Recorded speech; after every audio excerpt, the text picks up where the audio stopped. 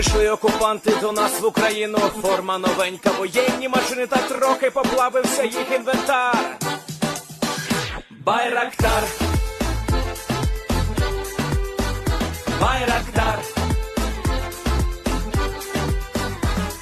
Російські танкісти сховались в кущі, щоб лаптем посьорбати довбані щі, та трохи у чах перегрівся навар. Байрактар, Байрактар. Приперли зі сходу до нас барани для восстановлення великої страни. Найкращий пастух баранячих отар. Байрактар, Байрактар. Їх доводи всяке озброєння різне, потужні ракети, машини залізні, у нас на всі доводи є коментар. Байрактар, Байрактар.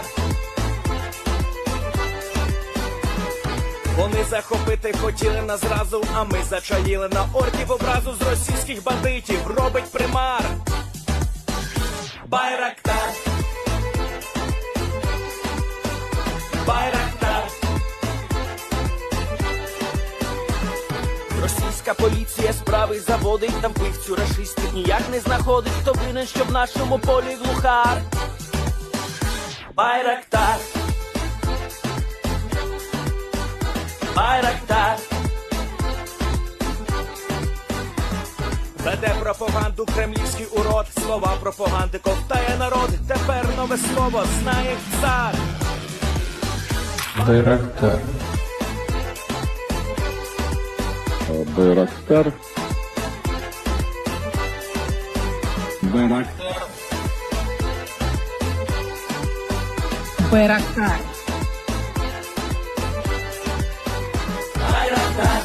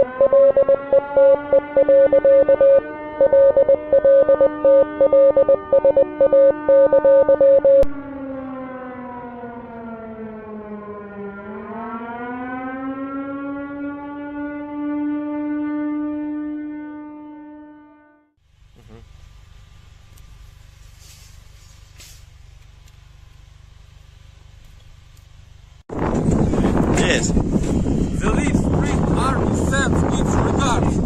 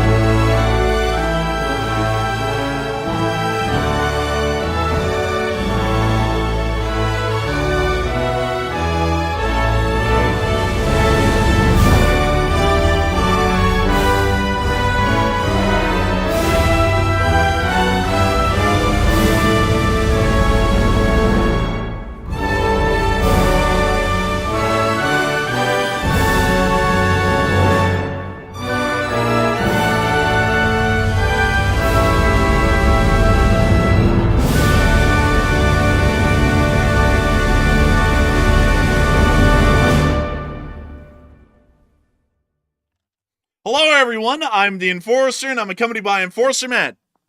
And good evening, folks. It's Enforcer Matt, and welcome back to day 1196 of the War News stream. And today we have even more big news, even again today. Today we have heard that Ukraine has struck major Russian railroad sites today in multiple different areas of Russia. Also, Putin has terminated peace talks with Ukraine, and U.S. officials are warning of severe Russian retaliation coming up in the very near future. We have massive news once again, and it's good to see you all once again tonight. And of course, we're going to be covering the past 24 hours of news from around the world, as we've been able to hear significant developments coming out of pretty much every single corner of the world today, as we have been able to hear major developments once again being conducted by the Ukrainian SBU, the Ukrainian version of the CIA or the Russian FSB, which has just announced recently that they were able to hack into the Tupolev computer systems and were able to extrapolate a large amount of intelligence and information about the current operations of the Tupolev Aviation Company, employees and personnel responsible for helping the Russian Federation to conduct attacks against the state of Ukraine, and not only that, apparently being able to get more information that will allow them to more effectively target Russian bombers that are still left standing throughout the entirety of the Russian Federation.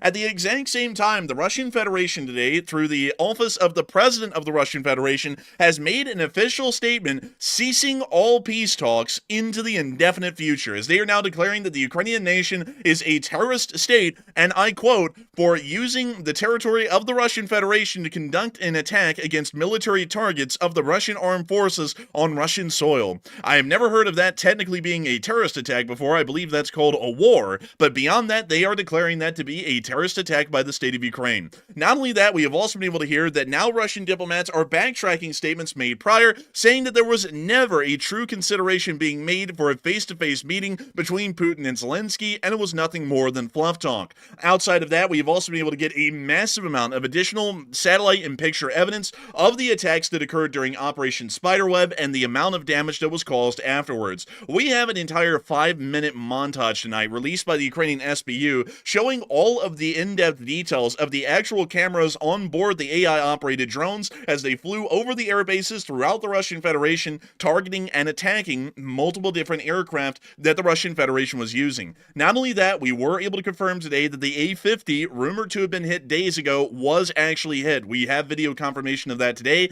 at the Ivanovo Air Base, along with additional footage and satellite pictures of all of the aftermath of the attacks that has resulted, and it is quite truly apocalyptic in scale, the amount of damage that was caused to the Russian Air Force during Operation Spiderweb. The Russian Federation is in such a dire straits for material support in the war. We are actually seeing that Sergei Shoigu, the former Minister of Defense of the Russian Federation, has once again been sent to the Democratic People's Republic of Korea, to Pyongyang, to speak directly to Kim Jung Un and the top generals of the Korean People's Army to be able to try and requisition more material support for the Russian Federation, as it appears that the war production inside of Russia is nowhere near sufficient anymore to be able to account for the massive drain that the war in Ukraine is having on the Russian army. Meanwhile, we have also been able to hear that Poland has been able to uncover a massive cache of weapons just outside the city of Poznan in the small little village unfortunately, I actually do not have the village name right here. I believe it was actually outside of Lodz, which is a little bit further down here. But nevertheless, they were able to find a significant weapons cache. It appears that marker was actually misaccurately placed at the beginning of the stream. But beyond that, they were able to find a significant weapons cache, and they were not able to tell exactly why it was there, who brought it in, and what it was going to be used for in the future. Meanwhile, the French Republic has supplied Ukraine with Mirage 2000s, with the first pictures of Ukrainian Mirage 2000s being seen in the open internet today. We have also been able to see that the Ukrainian armed forces have continued to defend their front lines, although the Russian Federation is still making ground within the Sumy region at this moment, with the front line not being stabilized as of right now. We have also been able to hear that the Russian Federation is now going to be deploying chemical warfare troops to the Crimean Bridge, supposedly to protect it from mustard gas, although I think they need to be worried about other things, at least at this point. And we also were able to see that the French have conducted maritime patrols with their own Mirage 2000s over the Black Sea, and also with their flight paths created a Ukrainian trident in the center of the Black Sea. We also have been able to hear in a bit of big news as well that the United States is now relocating more military assets to the Middle East once more, as it appears that talks between the Islamic Republic of Iran and the United States on Iranian nuclearization are going absolutely nowhere. We have also been able to see that the President of the United States has concluded a phone call with the President of the Russian Federation, and there were some very interesting things to be gotten out of that. Beyond that, there is a massive amount of news that we have to cover today. It is an absolutely mental day of news coverage as far as we can tell, and the news is coming out in droves these days, and we're going to make sure to get y'all into each and every single little piece and detail of it beyond just their general overview here as best as we possibly can. And so moving us on into the Russian Federation and into the big news that we were able to hear today from the Ukrainian SBU, we were able to hear that just days after the conclusion of Operation Spiderweb and generally the conclusion of Ukraine attacking and destroying pretty much every single aircraft that they could in Russia that had the name Tupolev attached to it, they have now hacked into, at least according to Ukrainian intelligence, the Tupolev Design Bureau, the actual aviation company responsible for producing and largely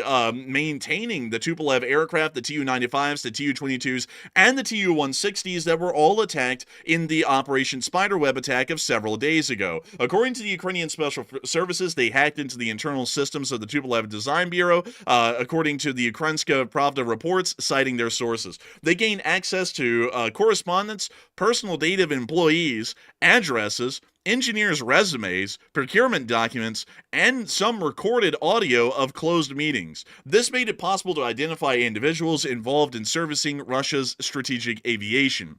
This is something that is a pretty major information leak once again, and we are starting to see that the Russians are springing more leaks than most Russian soldiers on the front lines when they go up against an FPV drone. Because we have seen that just in the past few weeks, the Russians have ended up having a massive data breach, largely published by Der Spiegel, where around 2 million documents pretty much outline the most sensitive nuclear facilities in the Russian Federation, and every single feature of them, including their critical weak points, were published pretty much in full to the entirety of the Western world after a significant data breach was conducted supposedly by contractors involved in operating those sites. Not only that, we're now hearing that somehow Ukraine was able to hack into the Tupolev's computer systems and were able to extract vital and important information from those computer systems as well. Using this kind of information, it will be easy for the Ukrainian SBU to target officials or any employees involved in the operations of the Tupolev Company that may be using their skills and expertise to help the Russian Federation to attack Ukraine with their strategic bomber fleet,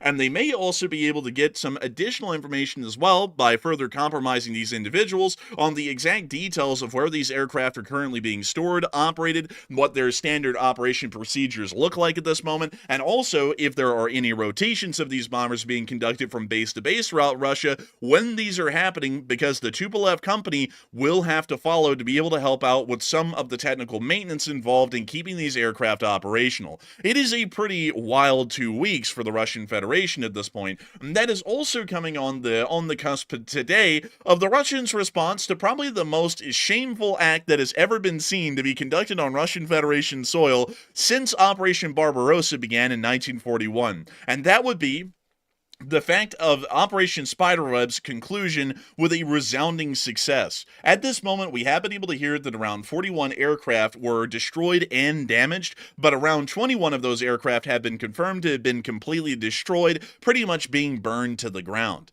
It is a wild thing to see. It has actually been said by many to be the Russian equivalent of Pearl Harbor, but the reality is that it's actually a lot worse. The attack on Pearl Harbor by the Imperial Japanese Navy in December 7th, 1941 only resulted in the loss of about 6% of America's naval might throughout the entirety of the world after that attack had concluded. Ukraine's Operation Spiderweb attack on the Russian Federation ended up destroying around 34% of the Russian bomber fleet and rendering a decent amount of that percentage inoperable for months on end. It actually is a larger death knell to the Russian Federation in Operation Spiderweb than the Pearl Harbor attack was on the United States at the opening of its entry into World War II.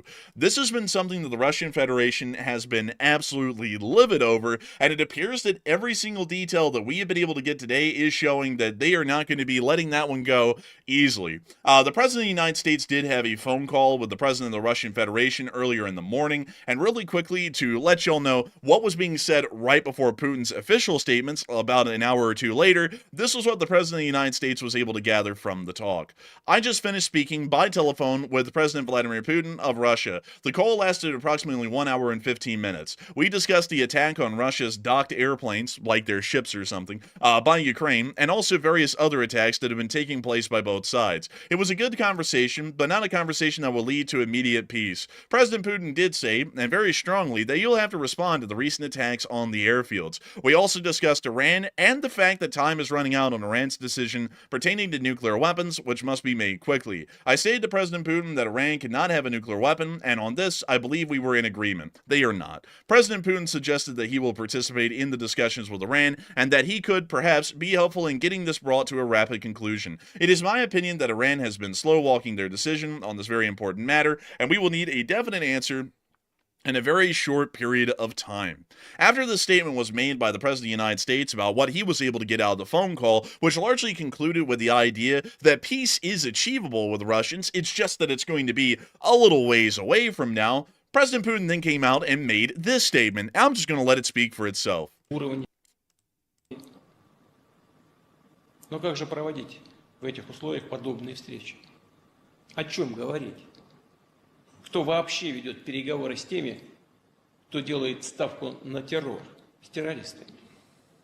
И за что их поощрять, предоставляя передышку в боевых действиях, которая будет использована для накачки режима западным оружием, для продолжения насильственной мобилизации и подготовки других террористических актов, подобных тем, которые были осуществлены в Брянской или Курской областях.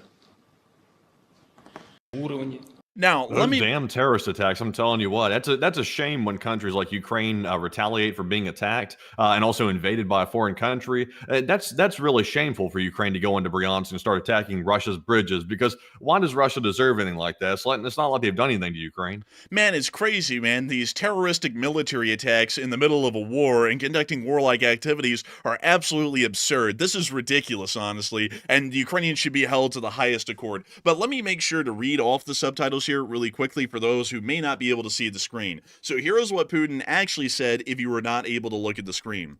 At the highest level, but how can such meetings be held under these conditions? Speaking about Ukraine, what to talk about?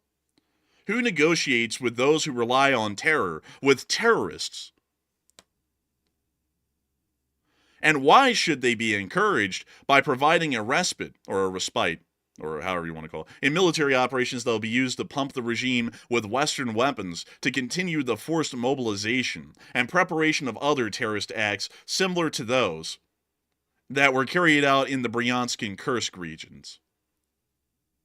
That was his statement. It is absolutely clown world logic here that's being laid out. And also, he's trying to make it sound like Ukraine's military invasion, a counter-invasion, mind you, of the Bryansk and Kursk oblasts, which I don't even think a significant invasion ever happened in Bryansk from what we were able to record. The only significant ones that ever happened were in the Kursk and Belgorod oblasts. So he doesn't even have the regions correct, because we have never been able to document a single Bryansk incursion of significant scale by the Ukrainian armed forces.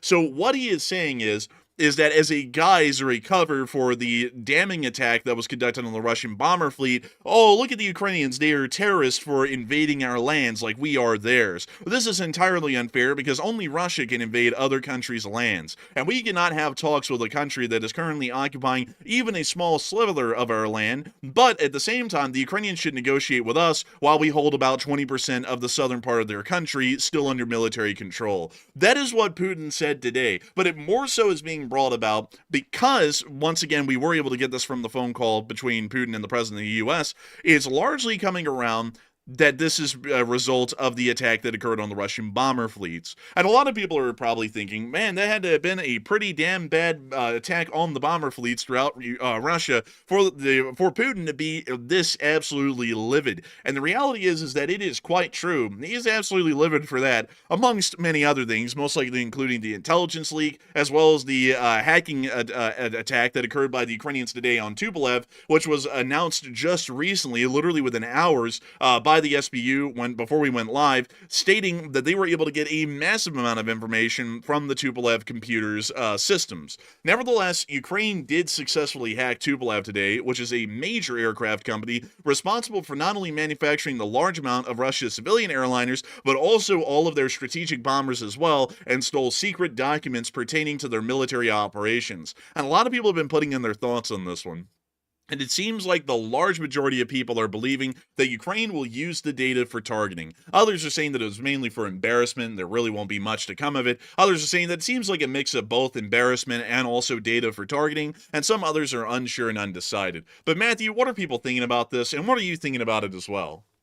All right, so it looks like about 68% of the audience said Ukraine will use that data stolen from Tupolev and the secret documents to target new aircraft that Russia is sending over. And also 13% said it seems like it was mainly for embarrassment of the Russian Federation that they did this. And another 13% said it seems like a mix of both, using it for targeting and also embarrassing the Russian Federation. Now, one thing I will say, Tupolev, being such a major company inside of Russia, it's one of their biggest aircraft manufacturers and also works very heavily with the military. This is really insane that they were able to be hacked that easy, and also they got a ton of secret documents stolen by the Ukrainians. That's a huge OPSEC violation, obviously, and Russia had recently hacked into a bunch of NATO surveillance cameras, and that was hailed as like basically by Russia as being like a feat. Like the fact they were able to get into NATO cameras and start spying on all this equipment that was being sent into Poland. That was major for them. But this is even worse, in my opinion. This is their major military defense contractor being hacked, all their information getting leaked. And not only is it leaked to just the world, it's leaked specifically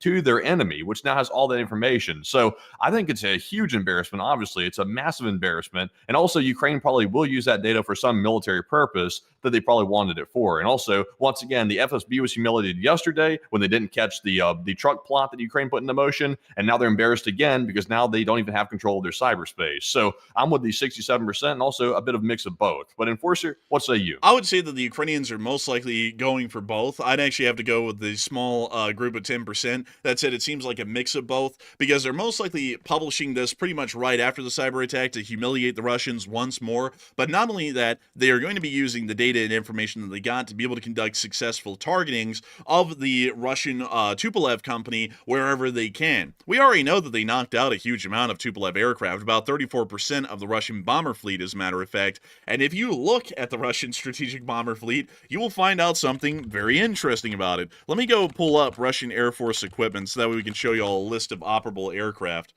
So let me go down here really quickly. And let's see, we want to go to the strategic bombers. Here we go. So these are the current bombers that are being used by the Russian Federation at this very moment.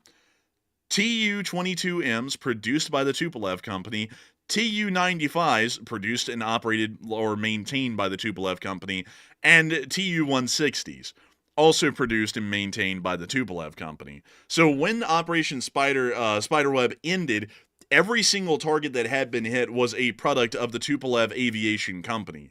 And that means that this information they were able to get out today is probably going to be helping them to conduct their next attacks onto the Russian Federation's bomber forces, and not only that, figure out a whole bunch of information about the people involved in keeping those aircraft flying, which is the Tupolev Company itself. Because unlike here in the West, where an aircraft will be provided by, say, in the past McDonnell Douglas or in the modern day Boeing or any other company like Lockheed Martin, and generally the Air Force itself will completely maintain and upkeep those aircraft in the Russian Federation because it is a former Soviet republic, the companies like Tupolev are still largely responsible with helping out the conscripts and having some of their company personnel on site to be able to help out with those kinds of repairs, meaning that hacking into their computer systems in the Tupolev Aviation Company's mainframe is actually allowing them a lot of information on how the Russian military is actually operating and maintaining those aircraft, at least at this very moment. And that also means that they will probably be able to figure out where those Tupolev bombers are going to be in the future.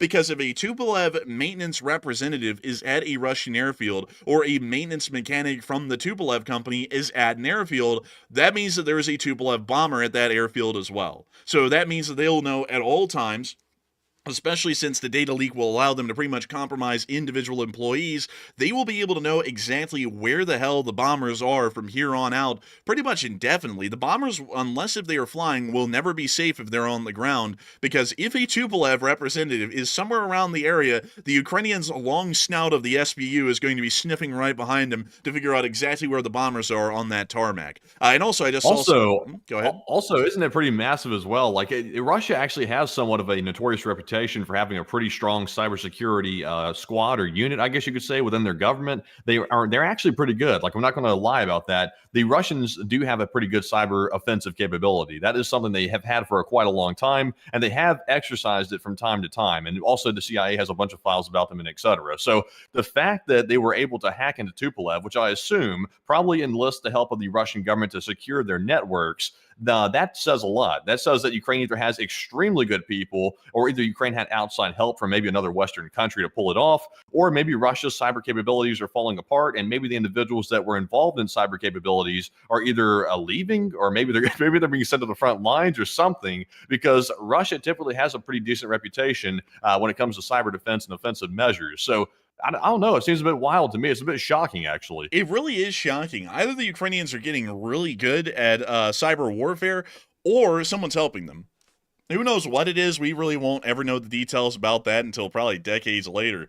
But it is pretty shocking to see just how good they're really getting at this. And not only that, I saw someone brought up something in the chat here recently. It was actually a pretty good point. Little by Little, who actually had an LSA profile picture, great profile picture, by the way, said, isn't that a lot like how the Luftwaffe operated in World War II? And you're actually dead on the money. The Luftwaffe and the modern Soviet Air Force operate logistically the exact same way. And to explain a little bit about how that works, in most air forces, well, at least in westernized air forces like the U.S. Air Force or the U.S. Army Air Corps during World War II, it was incredibly common for heavy amounts of maintenance, including significant damage, to be repaired by actual Army Air Corps or Air Force mechanics once those aircraft returned to base. If it was able to fly and land back at the base, those mechanics would be able to repair that aircraft and get it back up into the air and make it airworthy once again.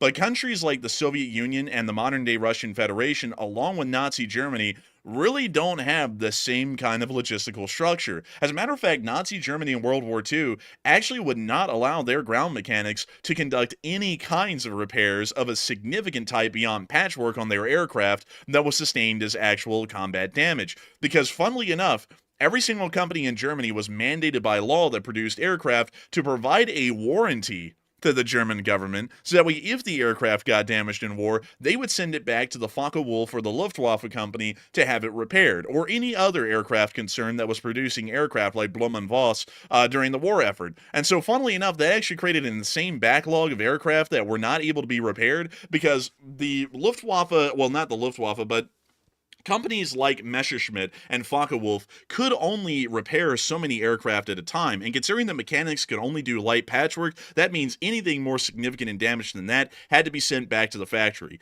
And that is something that ended up dooming Germany, because it wasn't really the fact that the Allies were so good at knocking out the German Air Force, it was that German logistics were so bad that if any aircraft took any damage that made them somewhat not necessarily airworthy for another sortie or combat mission, they would just sit there on the ground for the rest of the war and never fly again. And that's kind of how the Russian Federation works as well, at least with their aircraft in the modern day, because if a Tu-160 aircraft or any other larger bomber takes any kind of significant damage, they really can't fly those or take them by train back to the Tupolev company, but the Tupolev aviation mechanics have to come out and largely repair the aircraft single-handedly. The ground mechanics in Russia are not really qualified or trained to such a high degree to actually be able to repair those aircraft of any kind of significant damage or anything beyond the very minimal wear and tear. So a little bit funny with that they almost work logistically the same ways the Nazi Germans did in World War II, and that was one of the big things that doomed the German Luftwaffe in the Second World War. But moving on out of that and into some other news, speaking of the damage that was caused to these aircraft, you know, it was just about a day ago that we actually showed y'all a very grainy satellite picture of the Belaya Air Base in the Irkutsk region right here, showing y'all some of the damage that had been caused to the Russian bombers that were out here on the tarmac that suffered serious damage and complete destruction as a result of the attack. Today is a special day. Today is a very special day, folks, because today we actually got the high-quality, high-definition, full-color satellite pictures of the actual damage that occurred at every single airbase that was attacked. And not only that, the SBU has now released pretty much all of the footage. They have leaked the footage, folks, to the public. We got footage of Operation Spiderweb before GTA 6 of every single airbase attack that occurred throughout the Russian Federation. And so let me show you a little sneak peek here of the Belaya Air Base and the damage that was caused to it. There is one of the high-definition pictures of what's left of two Tu-95s. Look at that, man. This is what you call getting caught lacking in like 4K Ultra HD. These are extremely clear satellite pictures, by the way, like very high quality. Those things were like reduced to ashes, basically. It looks like they've been like turned to vaporize into sand or something. Reduced to cinder, quite literally. It's actually insane to see. And what's wild is that it appears that the heat of the fires was burning so significantly that most of the fuselage actually did get reduced to pure cinder. You can actually see the outline a little bit of the wings, at least how they fell. It appears that this wing actually fell backwards, possibly suggesting that the front main strut in the wing gave out from the heat, and then the weight of the wing when it fell down, it still was pretty much on an anchor point in the back, and it allowed the wing to swivel back a little bit more, because you'll notice that the engine nacelles, which are still semi-intact, are sitting in the ash pile slightly farther back from where they really should be. Beyond that, though, the damage was absolutely extreme. When we actually get to see it in full high-definition satellite photography taken by the Maxar satellites. Here's another picture of two more Tu-95s that were also reduced to cinder and complete ash. Funnily enough, the vertical stabilizer as well as the elevators actually remain intact on this one Tu-95 and pretty much landed on the ground the exact same way it was sitting on the aircraft when it was intact. Pretty wild to see that, actually, and kind of a little unique. We also got to see some very interesting sightings in another area of the Belaya Air Base inside of the area of Irkutsk. We were able to see that 2 Tu-22 M3s were also reduced to senders as well in this satellite picture, and we can even see what appears to be the residue of the fires from the leaking and burning fuel tanks as their fuel deposited and then it ended up pouring out over these areas of the tarmac where the aircraft were being held at that time. You can actually see the burn marks still visible from that in the satellite picture. Not only that, you can actually see that the fires actually burn quite significantly around the area of the tarmac. We can see all of these black charred areas surrounding the actual taxiways and the ramps where the fire actually spread beyond the actual attacks on the bombers, showing us that the fires were burning quite significantly and appeared to have been completely uncontrollable for Russian fire control teams on the ground. We also got I wonder if Tupolev's got a fix for this right here, because honestly, this might be a bit of a repair nightmare trying to fix these, because I've never seen an aircraft manufacturer bring back planes from the dead, basically, and these are pretty much dead at this point, literally just like rubbles and ashes at this point. So I wonder if Ukraine, when they hacked Tupolev, did they get rid of all the like repair manuals and stuff so they can't repair the planes or what? Because honestly, man, I don't think these are going to be repaired at all anytime soon. No, I think these are a total loss. These are such a loss, folks, that the Russians actually called up Bob the Builder to ask him if he could do it, and he said hell no. So it's pretty bad off. They're most likely going to be seeing that these things are write-offs. And I'm saying most likely because, once again, folks, I don't want any of the armchair generals out there to say that I'm wrong. So we're just going to make it kind of maybe that they won't be put back into service. But I think the satellite photography is speaking for itself. Also, Matthew, I like how they still have the cheaply painted on Tu-23 back there on the tarmac still to this day. Like, the paint's fading at this point. But it's like, it didn't really save them, did it? Yeah, it didn't save them at all, and it hadn't fooled Ukraine one bit. Also, another thought that just popped into my mind. Another reason why Ukraine might have hacked Tupolev for a real, like, actual legitimate reason, not just for embarrassing the Russians, but actually wanting that information, is because they did have to go to the historical museum to go find references of these aircraft to train the AI on how to target these aircraft the most efficient way possible. So by stealing the docs directly, they can simply take those files, feed it right into their AI system, let it train itself on the literal manuals, and that's way better than letting the AI see the planes in person. That's literally giving it the technical specs, which is way more important and also much more efficient than letting it see it visually. So that could be another reason as well. I saw someone in the live chat point that out. But yeah, this airfield, man, is just like devastated. This thing was a wreck. Also, another thing, while we're looking at these 4 bombers right here, and 3 of them are completely destroyed, one thing that's important to note, and y'all might not be able to see it well on your side of the screen, but I think Matthew might be able to see it somewhat okay, although Discord doesn't give him a high quality look at things. You can see right here on the left wing of the only intact looking Tu-95, there's a significant amount of what appears to be burn damage, and also it appears that the fuel was leaking out of this Tu-95 while it was on fire and spilling right under this intact looking Tu-95 from above, possibly suggesting that it has also taken extreme heat warping inside of its fuselage and may be damaged to the point that it may end up becoming a write-off, or maybe put out of action for months while the proper repairs are effected to its fuselage and outer wing structures on the left side of the plane. We can also see that the airfield itself is also surrounded with a large amount of burn damage. Most of the grass was burned in the resulting fires and flames that were coming from the burning Tu-95s, once again showing a lot of damage was caused to the Belaya Air Base. Not only that, we also got to see this Tu-22 M3, which ceased to exist. The only thing that's left of it is a small piece of the nose cone right there, but it appears that the fire burned so heavily, not even the engine survived that fire from that hit. It appears that the rest of the Tu-22 M3s, though, at least in this satellite picture, may have actually survived that intact. We could also see right here another, well, you know, it's a little bit hard to say that this is an aircraft. It was an aircraft. It was a Tu-22 M3 that also was reduced to cinder. The only remnants that we have of this aircraft are these small little pieces right up here that were once a part of the Tu-22 M3, but have now since long passed from the fires, of course. Still, the attack on Belaya was just wildly good. I put Belaya and Alenia as a marker to try and figure out later. I figured it out before the stream that all of that was from the Belaya Air Base. But now it is time for me to take y'all to our next little bit of Belaya before and after. So these are the larger view satellite images that we got, and we can actually line up the close-in satellite pictures that we just saw a moment ago with the larger pictures that we're seeing right here. So here's the before. This is from May 22nd of this year, and these pictures are also from May 22nd, but the next one I'm going to be showing y'all are actually going to be from the present day. There's the airfield in full, and now here is what we're currently seeing. 3 Tu-95s were completely destroyed in this area of the airbase. And I can actually go show y'all Belaya here to show y'all in what orientation, north, south, east, and west this was at. So this is the area that we're looking at right here, and I'm going to zoom out. That's the whole airbase. That's where it is relative to the city of Irkutsk, and that's where all of this is relative to the rest of the Russian Federation, just to give you all a good idea of exactly where this happened and where this was. It appears that there were 2 Tu-22 M3s destroyed in this alcove right here, and this one right here. And there was also another Tu-22 M3 destroyed right at this one right here. It may actually be that very same Tu-22 M3 that we're seeing on the satellite pictures right here. Those were destroyed. We were then able to see in more pictures, the destruction of the Tu-95s on Belaya Air Base's main apron of the tarmac, which would be about right out here somewhere. I can't tell y'all exactly where it is without being able to line it. Actually, it's right here. There are the exact alcoves that we were looking at, and we can actually see the earthenwork berms around them, so those are the very same ones. So these Tu-95s are actually placed about right here, and then right here, and right here. So it appears that 3 of them were completely destroyed. One may have suffered moderate to heavy damage that we cannot visually see from the satellite.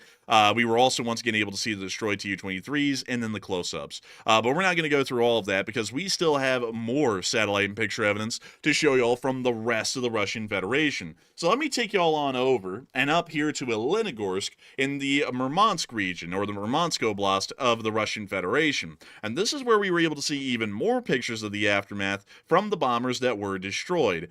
These did come from the Elenogorsk area, and we were able to see another Tu-22 M3 reduced to cinder, almost in the same way another one of the Tu-22 M3s have been destroyed at the Belaya Air Base in Irkutsk. We could also see another destroyed Tu-95. The only thing left of it is a small piece of the front nose cone and 3 engine nacelles. It appears that one engine nacelle actually burned so hot that it actually ended up also being reduced completely to cinder as well. We can also see what appears to be some sort of a smaller aircraft over here that may have also been destroyed, as we are seeing cinder on the airfield in that area. And we can also see here another 2 destroyed Tu-95s that were once again at the area of the Alanya Air Base in the Murmansk Oblast of the Russian Federation. We also were able to see, in more shocking information than this, wildly more shocking information, that crazily enough, the Ukrainians actually ended up slamming something that was a little bit wild to see.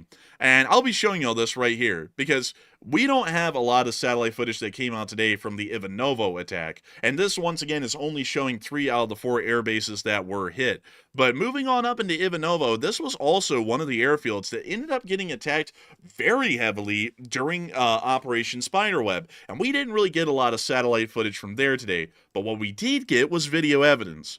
And this video evidence is pretty damning. That right there is an operational, one of the only operational, and we believe it is the only one left standing, that actually is running in the whole of the Russian Federation, an A-50 mainstay being targeted and destroyed by a Ukrainian drone on film, meaning that this may have been the last operational A-50 AWACS aircraft in the whole of Russia that ended up just getting destroyed during Operation Spiderweb, and the video footage finally surfaced for it. Now, one thing I do want to make clear is that there is a second A-50 in this video. You can actually see it right up above this one that we're about to watch get hit, but the main thing that I'm wanting to point out here about a lot of the A-50s is that most of these are no longer operational, and they're kind of sitting around in a graveyard. You can actually clearly see a decent amount of decay on most of these A-50s that are sitting in this area of the tarmac, and only a small number of the ones held in this area were ever operational, meaning that this probably is the only operational A-50 left at Ivanovo, and the only one left in Russia, and it appears that it was hit and destroyed. And we could see this one being hit right here. Oh, wow. Looks like they're going to hit it right on the radar dish. Man, are they going to hit it? Oh, wait a minute. It actually does look like they're going to hit it right on the radar dish. Also, that thing is in foul shape, like really, really bad shape. Yeah, these things are in pretty like tough shape, man. Like they're pretty beat up badly. But we can see that one detonating, and then we can actually see here this one going for the other radar dish of the other A-50, and then the video cut to them targeting Tu-22 M3s. But it does appear that they were able to hit and knock out the only operational A-50 in the country, and also another one that appears to have been sitting there as a graveyard A-50 for some time. We also I think that A-50 might not have had a left engine though. One of them didn't. I think one of them was not operational. I see the chat pointing that out in the last video we just watched right there. Let's see. Oh, wait a minute. It doesn't actually. It looks like it's missing a good amount of engines down there. Not just one. It appears it's missing two. I didn't notice that originally. Thank y'all for pointing that out. And also, what is that massive like stuff on top of it? There's like a big like thing on top. What is that? Those Is that tires? Those are rubber tires, man. And why did they have those sitting on top of it? I don't really know. They do it to every one of their aircrafts, but I don't know why they do it. I don't know what kind of protective value it serves or anything. Yeah, I don't understand that either. It's kind of junky looking. People were saying the second one probably wasn't operational either. I'm trying to like see from this angle if we got a different view of it, but the first one here clearly didn't have engines though, so it's definitely not going anywhere. And also, it looks dilapidated. Like the radar dish on top looks pretty rough. Like this whole thing looks like it was probably just a scrapyard piece. So let's see here. Actually, this one is also missing an engine as well. You can see it right there. There's no engine on the nacelle. So it appears that both of them actually were graveyard A-50s, and it may be the case that there is either we've been misinformed the whole time and there isn't an operational A-50 left in Russia and we're just hitting graveyard A-50s at this point, or the actual operational A-50 was not at Ivanovo. Nevertheless, they did destroy two boneyard A-50s, but the reality is that changes the analysis. These really don't have any value because bringing these back up to an operational ability would be extremely expensive, and the Russians would never really be able to do that to either of these abandoned A-50s. Beyond that, though, we were also able to see some more footage of the attacks that did occur throughout the area of Ivanovo. But really quickly, I'll be showing you all this in full here in just a second. But we can see them hitting several Tu-22s also at Ivanovo, also covered in a massive amount of tires. I don't know if they're keeping the Michelin Man in business or what, but the amount of tires they're putting on these bombers is mental. Also, by the way, I see people saying that they're doing that, allegedly, according to some people, to try to obscure the AI that the drones are using to target these aircraft. The only problem with that is, unless they're using some sort of like extremely primitive version of an AI model, then most AIs could probably determine what that was anyway, with the tires being excluded from the image. So I'm not really sure if that holds water or not. That's a good theory, but I'm not sure if that holds water. I would say it probably wouldn't hold a lot of water because the Russians have been doing this ever since late 2022, before artificial intelligence was ever considered to be anything that could be used in a wartime setting. The first time we ever saw AI being introduced into the idea of of fighting anything in the war in Ukraine was probably around early 2024 and late 2023. So the fact that they've been doing this longer than AI has been a threat would largely indicate that that is not the case, at least from what we can tell. But we also were able to see that the SBU dropped the whole tape. They were able to release a unfiltered 4 minutes and 40 seconds of the AI drones targeting and destroying Russian bombers at all airfields that came under attack during Operation Spiderweb. And here is a montage of that footage right here. We see them hitting a Tu-95 on the upper part of its fuselage. Looks like the tires didn't help with the AI system here. It looks like they figured it out just fine. Yeah, it looks... Dude, honestly, man, they're like hitting all the weak spots of every single one of these bombers that they can. These things, it's just crazy to see these bombers right here because they really are just clunkers, but yet they were really being used to like actually make bombing runs in Ukraine. It's kind of crazy. Yeah, it's absolutely crazy, man. Like, look at that.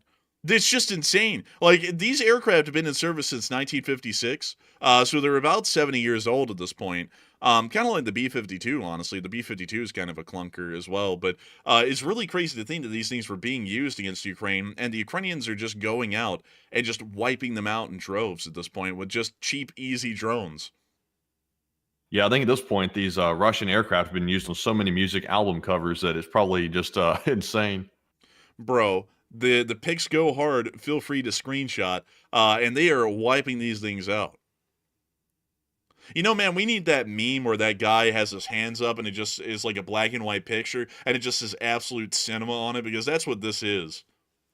It really is absolute cinema. You know, Putin's got to be reeling. Like, he's trying not to show it publicly, but Putin's got to be reeling in private because of this. Because this was such a loss, like monetarily, like when it comes to an embarrassment point of view. I mean, look at that. I mean, you cannot see that video right there, that image of that whole line of aircraft burning like that in mainland Russia, literally on their own soil. And they got fooled. And the FSB got fooled as an institution as a whole. It's like that's got to cause Putin to be seething right now. That's why he's got to retaliate, because he's not going to see the not do something back in return. He's probably plotting it out right now because he confirmed that on the phone call with the U.S. president today. He's probably planning something up right now. Dude, Putin said, they destroyed my airplanes. I have to hurt them. No, don't do it. Don't do it. Actually, I'll tell you what, he's going to try, but I don't know what he can pull off in reality, but he'll try something. I like how the Russian government also came out today and said, we are showing very great constraint for not hitting the Ukrainians. It's like, can y'all even? It's like, I don't even know if y'all can anymore. I guess if the igniters worked on the Oreshniks, they might not be showing so much restraint, but I guess they don't have a choice. Bro, they need to get James May back out there with a lighter. I think that's the problem. Oh, yeah. Oh, man. But, man, they were absolutely slamming these things. It's just crazy. I just love the junkyard tire setup, though. I think it's wonderful. It's like before they take any of these aircraft and actually take them airborne, they got to take every single tire off the airframe. It's like, isn't that a little bit inhibiting a bit? Like when they need to like scramble these things quickly or something, it's like you got to go take all the tires off, or do they just take off with all the tires sitting on it and they just fall off on the runway? I guess they just take off with the tires on. I don't know. But then it's like, doesn't that pose an obstruction for taking off and landing aircraft later? It's like, wouldn't that be an issue? Honestly, man, I'm very confused about how the whole tire thing works. Yeah. It's just stupidity. If they just take off with all the tires on the back, it's like they're all going to fall on the runway and the next plane's going to suck up a bunch of rubbers in the engine and just get flamed out before they even take off.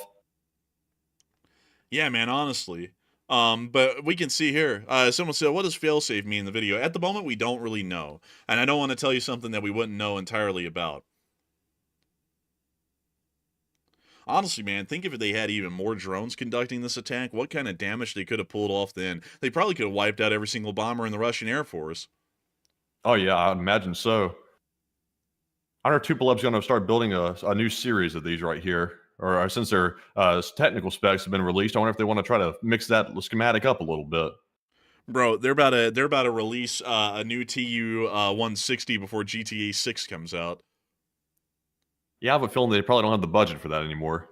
Nah, they ran out of money a long time ago. Holy smokes, look at that, dude. That thing's a burning ball of fire right there. And it must have been loaded with fuel, too, for it to be burning like that. Oh, yeah, man. They were loaded up, man. They were getting ready to go, actually, apparently, from what we were hearing. Just insane to see this. Like, really, just everywhere is burning. And it's like, also, this drone right here is just waiting to attack something else, too. They had literally drones just, like, hovering around, waiting for the next target.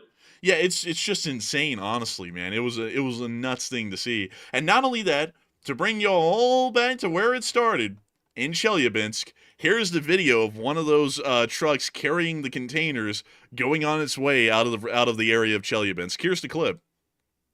That's what it looked like traveling around. They were container houses. The Ukrainians disguised them to look like container houses. And you know what the problem is? You know what tells me that the FSB wasn't doing their job? Absolutely nobody in Russia owns or lives in a container house like that.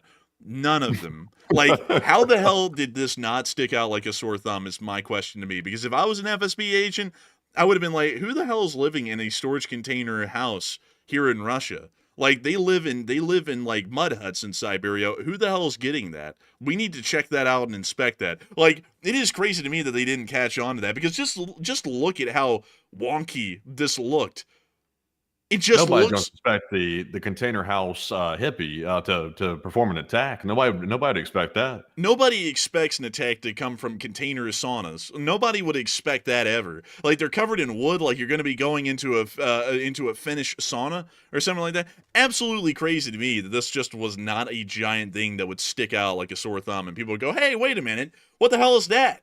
Nobody asked. That's why you should never underestimate the tiny house people. This is a lesson for the entire world. The tiny house people should be very carefully studied.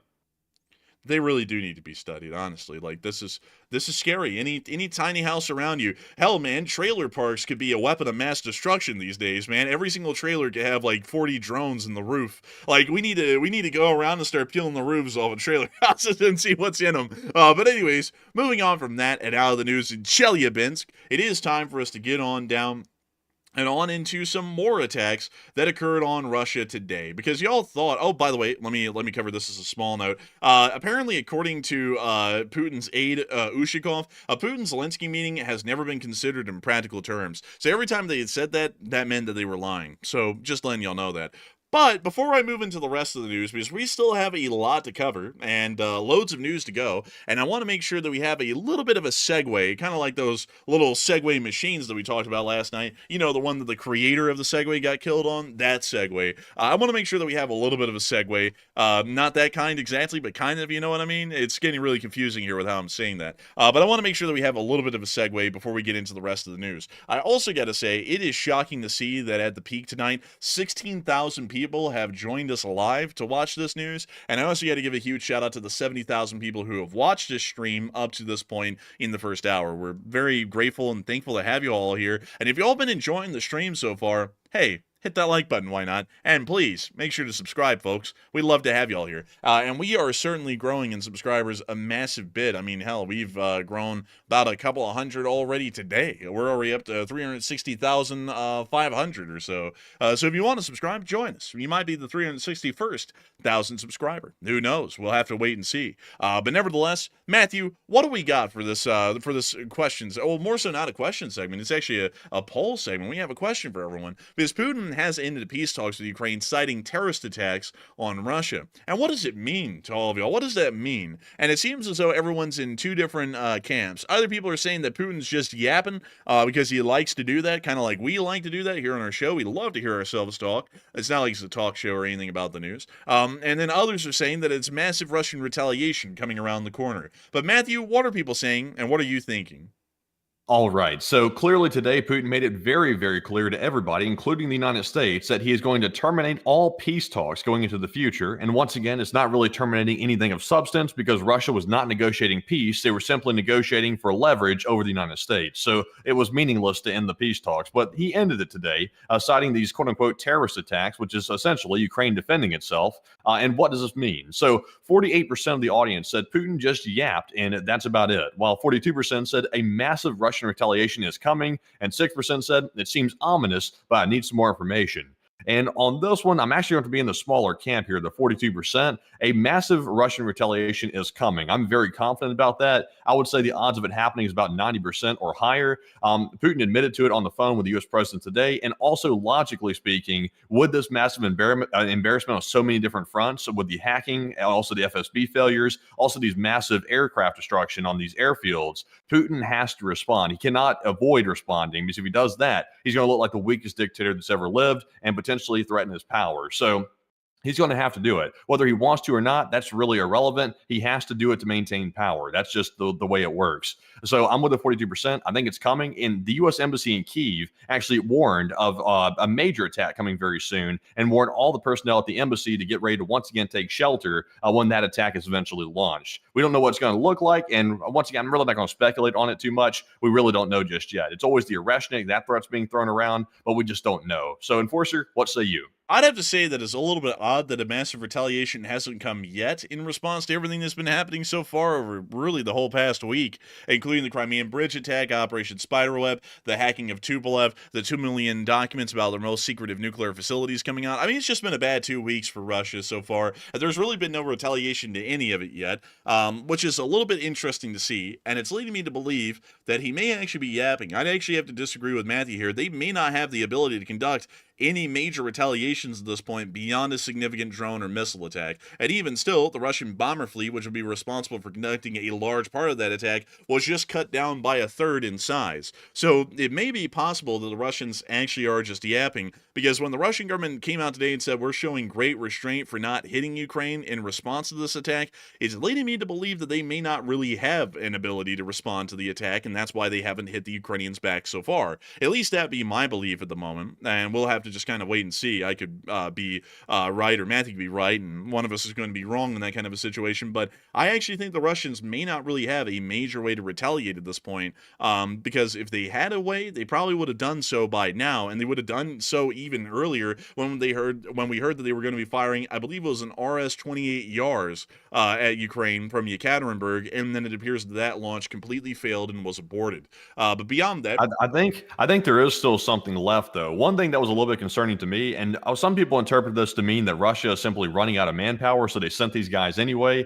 I found it a bit disturbing that Russia is deploying their chemical soldiers to the Kerch Bridge. And once again, the Kerch Bridge is the land connection to Crimea, which Russia right now temporarily occupies. And that could be a preemptive measure for them to start launching some type of chemical attack on Ukraine. It doesn't necessarily have to be a nuke, but it could be a chemical attack, which would have the almost exact same effect as a nuke in a different capacity. It would be as devastating in some other way. So that was a little bit disturbing to me. It indicates that there could be something happening on that front. That's a possibility. And of course, the Oreshnik, like I mentioned, is always looming over their heads. We don't know if those are functioning good enough to actually be a real threat, but they're still looming around. And also, there's always the issue of maybe a mass mobilization inside of Russia to start massive offensives on every front line possible. That would be a bit of a stretch in that last one, but it is still a possibility nonetheless. So I think they still got stuff left. They certainly haven't run out of things yet. And if Putin gets desperate enough, he might cross another red line for the West and see if he can test it. and those are some interesting points. Maybe that will be the case. But I think for now, I'm going to largely say they probably don't have a way to respond, and we'll just have to wait and see who ends up being right on that one or not. Because right now, man, it's a 50-50. It could be your way or my way. Who really knows? But it'll be interesting to see nonetheless. But beyond that, though, I want to make sure that we can get to a couple of questions from the folks back home out there in the live chat right now before we get on into the rest of the news for the night, because we still have a lot. Like, tonight was a pretty busy night. Here's everything in maroon that y'all see right here is all of the news that we have for tonight. So y'all can tell it's quite a lot. And we have only gotten through about half of it, or maybe 40% of it. And so with that, what do we got for some questions, man? Do we have some interesting ones out there? Yes, we do. And our first super chat of the night goes to a channel legend. It is Susan L. UK, who throws in a $50 donation. And thank you very much, Susan L., for that support and also helping to keep us running once again. That's very kind of you. And Susan said, "Hi, all, and let's verbally kick Putler's ass tonight." And LSA, LSA, LSA. And LSA, and long live the Lee Spring Army, and the Lee Spring Army will never die. And I got to thank you for the massive support, Susan L. UK. You were an old guard and a channel legend. You've been around for years, as a matter of fact, pretty much since the opening days of us covering world news daily, like we have been for 1,196 days now. And I got to thank you massively for continuing to support this channel, and also giving a big rousing speech to the troops to make sure that we verbally kick Russia's ass tonight and Putin's ass as well. It's a great thing to know that so many people from around the Western world, in America and abroad, continue to support American and Western interests full on. And it's amazing to know that our community here on the channel continues to support America and the Greater West's interest through and through, including you, Susan L., who's actually from the UK, like your name suggests. And I got to thank you massively so much once again for the support, because if it wasn't for folks like you, we wouldn't be able to keep the channel running, and we wouldn't be able to make this thing possible. So a huge thanks to you so much once again. I hope that does address that incredibly well, and a great thing to have you here tonight as well. And so with that, we are on to the next one. All right, our next question, or a super chat here, goes to Little Bear, who's also a longtime channel legend and throws in a $50 donation as well. And thank you very much, Little Bear, also for that massive support and helping to keep the channel running yet again. And Little Bear says, North Korea got an AWAC. Iran claims it was paid money and gold, and I think they got nuclear info. And what do you reckon? That is an interesting question right there. A very interesting one. I want to make sure I can be able to reference that one, Little Bear. North Korea got an AWAC. Iran claims it was paid money in gold. I think they got nuclear info. That's a good one. I'm not really sure. I don't really think the Russian Federation has given Iran any nuclear info, because if they did, the Iranians probably would have been able to move forward a lot faster than they are right now. I think the Iranians still may be on their own attempting to develop a nuclear weapon, because usually most countries that do that conduct that under a premise of pure secrecy to everyone outside of their country, because they don't want anyone to know exactly where they are and how far along they've gotten, even countries that may be close to them in at least foreign policy objectives or close to them nearly being an ally. I don't really think Iran has gotten any help with that. And they're still trudging on their own. Because a lot of people could have said in the past that the North Koreans created their nuclear weapons with assistance from the People's Republic of China. But the reality is that they did that entirely on their own. It took them decades. It pretty much took them all the way from the mid-'80s to about 2008 to be able to pull it off, which was about 30 or so years. But they still did it entirely on their own. And I think that's what the Islamic Republic of Iran has been doing for some time. And they're probably still pressing forward and doing to this day, is largely conducting that entirely on their own. Because once again, we do have to remember that at least as far as exchanges or trades, it appears that the Russians do very one-sided trades. The North Koreans get an AWACS, and in return, the Russians get an endless pool of manpower to source from, which are the North Koreans. They get an endless amount of ammunition, and they get pretty much an unlimited supply of tanks and APCs. It's like the North Korean version of soup and salad because they don't have any food. So it's kind of something similar to that, in my opinion. As far as the unfair trade that would be happening between Russia and Iran. So if Iran was to give Russia something, they would have to give them something beyond the North Korean soup and salad option to be able to get nuclear technology, at least in my opinion. So I would say that it's probably unlikely that they got nuclear technology tips or info from the Russians. They're probably still trudging along on their own, at least in my opinion, Little Bear. But I do thank you for the massive support and helping this channel to keep it running. And once again, that's just my opinion. I could be entirely wrong on that. It could be the fact that the Russians did give them nuclear secrets and tech to try and help them on along, but I'm generally thinking that they probably didn't, and the Iranians are still probably trudging along entirely on their own at that point. And so with that, I hope that does address that well. A big thanks to you so much once again. And with that, we are on to the final question of this segment, and then, and only then, are we going to be moving on into the rest of the news. So what do we got, Matthew? All right, and the last one of the segment goes to Mercury Hot, who puts in a $50 donation. And thank you very much, Mercury, for that support. And if I'm not mistaken, I think you've been around since, I think, almost the beginning of the channel, if I'm not mistaken. So a huge shout out to you, and thank you very much for that support once again. And he said, what is the possibility that Russia is planning on responding with possible small tactical nukes, which is where they didn't launch their Oreshniks? That is an interesting question, Mercury Hot, and I would say that the chance of Russia using tactical nuclear weapons in Ukraine is still fairly low. Although I could see an argument that the Russians could make that the Ukrainians are creating an existential threat to the Russian state because they just destroyed a significant arm of their at least intermediate range nuclear deterrence. I would still say that it's probably going to be a good ways off. If anything, we'll probably see another conventional attack against Ukraine as a reprisal, but the use of tactical nuclear weapons in Ukraine I'm still considering to be a somewhat less likely outcome, at least at this point. Considering that the Russians would have to use the Russian Air Force to drop these bombs, considering the tactical nukes are practically all of the gravity bomb variety in most countries around the world, that would put Russian Air Force aircraft at significant risk of getting shot down if they were really trying to attempt to attack any large Ukrainian force centers that were behind the lines. They would have to get pretty close in to be able to do that. Not really a lot of nuclear warheads that are of a shorter range can be missile delivered, and even still, a missile delivered nuclear warhead, such as a tactical one, could still end up being shot down in the end before it made it to its target, meaning that it would have a pretty much non-impactful sort of a scenario. And not only that, it would be very bad for Russia on a world stage, because if Ukraine was able to shoot down most, if not all, of the incoming tactical nuclear weapons with missile-based air defense systems, that would be showing everyone that they would not really have an effective tactical nuclear deterrence either anymore, meaning that they are now relying entirely on an intercontinental ballistic missile force and praying that that will actually work when it's called upon. So I would say that, in my opinion, I think still tactical nuclear weapons usage in Ukraine is still fairly unlikely. I'd say it's around a 10 to 15% chance, but not any greater than that, at least in my opinion at this point. And that will change and may be wrong. I also want to put that out there. That might be wrong. But beyond that, I do thank you so much for the massive support, Mercury Hot, and helping this channel to keep running, because it's folks like you who have made this channel possible for so many people over so many years. Just within 10 minutes since the top of the hour, our stream went from having 70,000 views views to now having 80,000 views, meaning that 10,000 more people have watched in just about the past 10 minutes since we spoke about that. It's really crazy to think that so many people are getting to watch this channel, and all of y'all, if y'all notice, are getting to watch this stream ad-free and sponsor-free. There are no ads or sponsors that we have here on our streams, and that's why we go through such a massive amount of time of recognizing each and every single super chatter and thanking them massively for their support, because they themselves are the only financial way we are able to make these streams possible. They are able to help Matthew and me, the only people here working behind the scenes on this channel and on air in front of all of y'all, a reality every single day. And we've got to thank every single person who goes out of their way to support the channel for supporting it, because they're not only making it possible for us to be on air, they're also making it possible for y'all to be able to click on this stream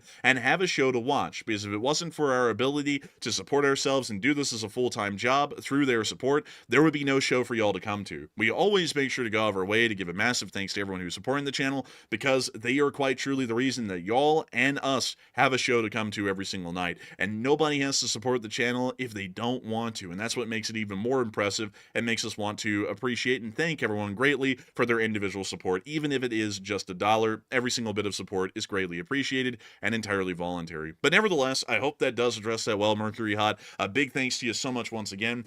And with that, it is time for us to move on into the remainder of our news. And that actually brings us right back into Russia, because the attacks aren't over. We were able to hear that fires were being reported around the area of the Morozovsk airfield. We're not really sure if there was a drone attack or sabotage attack, but there are significant fires on the base at this moment.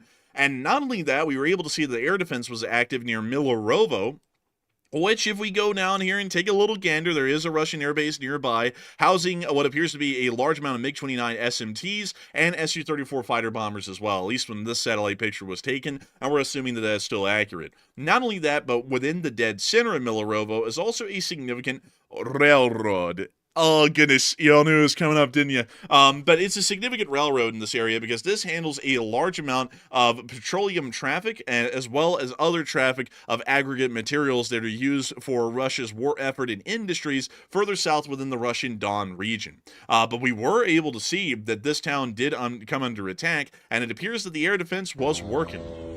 There goes a Ukrainian drone right there, the lawnmower of death, as they call it. These Russians are giggling. They have no idea their jobs are about to come to an end over this. Man, they're like, our jobs are over. Oh, here comes another. Oh, wow, they've upgraded the engines. They don't sound like two-strokes anymore. They sound more like baby Spitfires. Engines. Yeah, something like that. Radio engines? Yeah, something like that. Honestly, that one sounded pretty good. It sounded like one of those souped-up RC planes. But we also got to see the air defense over Milorovo in this clip right here. And we see the air defense firing over the city. Once again, all small arms based. Something's already been hit pretty bad. Something is smoking. Oh.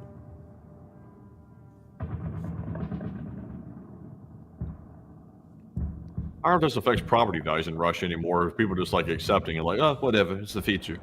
Man, you know, like when you put up a listing on Zillow in Russia, they just put below it as like an additional feature, intermittent sounds of gunfire, Russian air defense in parentheses here to that. Well, look, folks, this is a prime Russian property here in Bryansk. We have air defense less than 500 feet away from your house. It's fantastic, a selling point that most buyers couldn't refuse. Dude, honestly, man, the reality is that when Russians go and look to buy a house now in Russia, they don't ask, is it a dangerous neighborhood? Are the mafia shooting each other in the streets? They ask, what kind of gunfire is it? Mafia-based or army-based? And then they figure out, like, and then they figure out if they want to buy it or not from there. But moving on out of that, and out of those clips near Milorovo, and on out into the greater world at large, I'm going to go through, like, a lightning segment for our international news, because there was a lot. So, moving on into North Korea, we did get to see that Sergei Shoigu arrived in North Korea today, once again to beg the North Koreans for more weapons. He, of course, came in on, I believe, the Ilyushin 206, which is the civilian version of Russian Air Force One for the large part.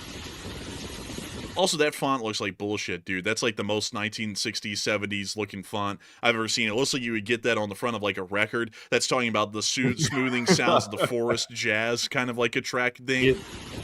It looks like it was hand painted. For some reason, when I always see that, I always think about that Disney movie, like Pocahontas, like the font that was typed out in for the movie, like a poster and stuff. It looks like it's about to spell Pocahontas or something.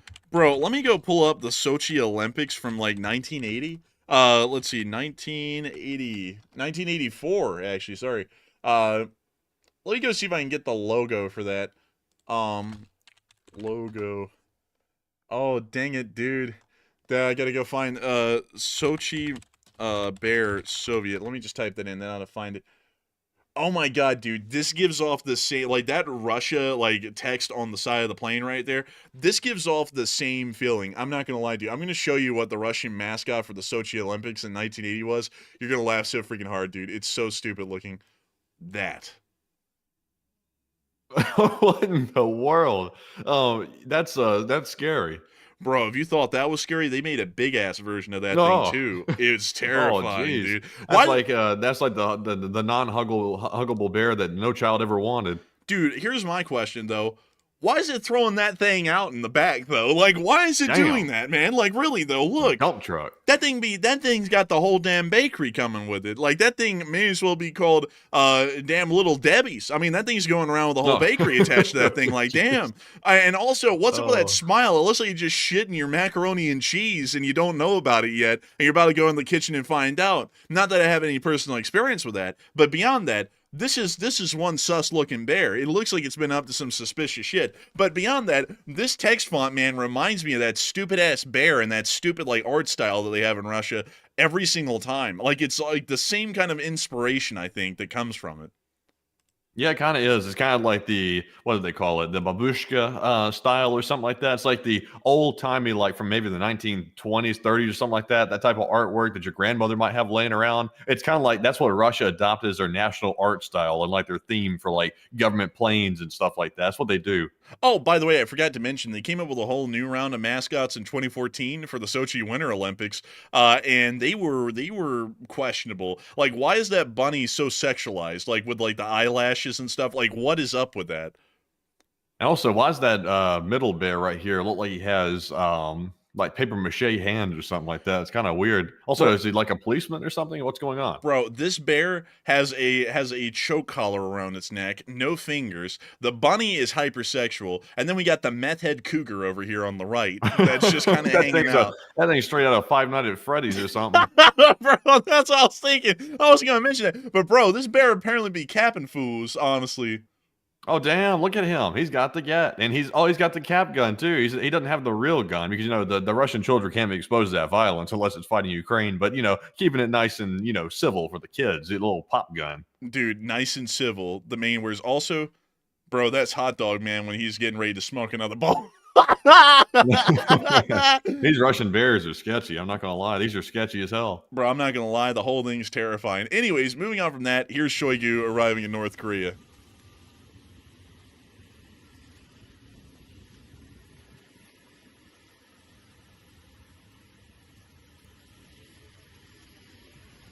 When you see him meeting with the North Korean diplomats. This is at the Pyongyang International Airport. It's why it looks so empty. There's nothing coming here. There's only one flight to the Pyongyang International Airport a day. Damn, man. Shoigu has put on weight a lot. Bro, Shoigu be trying to pack it on so when he falls out the window, he bounces. Yeah, look at him. Why is he walking like that? Do you see him? Look at him stumbling away like that. Bro, he's had a snootful. Look at him. Watch, he's about to walk off. He's like, how old is this guy? Dude, he's like in his 70s, dude. Let's see. How old is Sergei Shoigu? 70 years old. He's not, 70 is not exactly young, but it's also not super old either. So that guy's walking like he's like got one foot in the grave and one foot in the like earth or something like that. Dude, if you were stuck in the Russian government like it was the mafia, I think you'd be one foot in the grave by 70, man. Honestly, I don't diss him for that. We also got to hear that the U.S. is redirecting assets into the Middle East in critical anti-drone technology, originally bound for Ukraine, to the U.S. Air Force in the Middle East as they prepare for a potential conflict with Iran and clashes with the Houthis in Yemen again. Because apparently the Yemeni Houthis didn't give up. That's crazy, It's like we knew that they didn't. Meanwhile, we also got to hear that a giant weapons cache was found in the middle of Poland in the town of Lansky, according to the Ministry of Defense. The weapons do not belong to the Polish Armed Forces, and the area has been secured. Authorities are investigating the source and purpose of the cache, which is a little bit suspicious to see. We also got to hear of some other big news as well, outside of the areas of Ukraine before we get into that Ukrainian combat news. But before we do, we had to make sure to knock out a little poll, as Putin has vowed severe retaliation for Ukraine's recent attacks on airfields and bridges. And what will it be? And a lot of people put in their inputs, but it seems as though most people are in agreement with the one idea. So, Matthew, what are people thinking about this, and what are you thinking about it as well? So it looks like 61% of the audience said more large drone and missile attacks are coming very soon, and that is going to be the severe retaliation that Putin is referring to, while 16% said Putin might use nuclear weapons on Ukraine, while 14% said chemical weapons might be used on Ukraine instead. And if you want to get super technical, Russia has been using chemical weapons on Ukraine. Now, it's not the chemical weapons of the most severe variety. It is just basically chloropicarin, which is basically tear gas in a more extreme form. But it is nonetheless technically a chemical weapon. But we're talking about like sarin gas or something a lot more devastating like that. And of course, that is a possibility. But right now, there's no concrete evidence suggesting that is the case. More likely than not, we are going to see more large drone and missile attacks. And basically, what Russia can do is they can vary up their targets.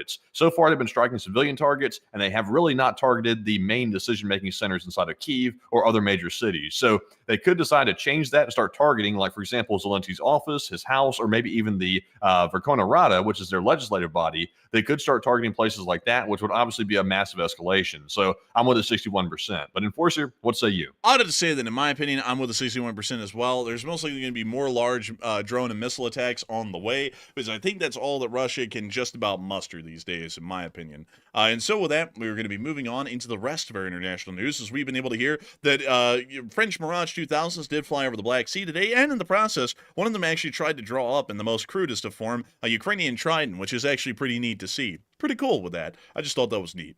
Meanwhile, moving on from that, and also, sorry folks that I'm trying to speed up a little bit, because I didn't really realize how much news we had to cover tonight until we started getting about an hour in. I was like, holy smokes, we still have a load to cover, and we're not even close to getting any of it done. So I'm having to try and speed up here a little bit to make sure that we can cover all this. So moving on up into Kyiv, we were able to hear that the U.S. Embassy is now warning of large-scale attacks to be coming in the following days, as we have been able to hear that due to intensified Russian missile and drone strikes in recent weeks, the embassy urges U.S. citizens to remain vigilant and seek shelter immediately when air alerts sound. It does appear that the United States is preparing for larger air attacks in Ukraine in the next few days. Meanwhile, we were able to hear the overnight air defense report as the Russian Federation launched 95 drones, and out of them, 36 drones were directly shot down and 25 were taken down with electronic warfare measures. This means that a decent amount did make it through, somewhere around a little over 30, but still, the air defense can only do so well all at any given time. We also were able to hear that the SBU officers that were involved in the Operation Spiderweb were personally awarded by Volodymyr Zelenskyy today, which we were able to see in this clip. We're going to be muting the copyright-free piano music, which would be copyright-free for everyone but us. So we can see here Zelenskyy giving out the medals and awarding the individuals in the SBU for those very things.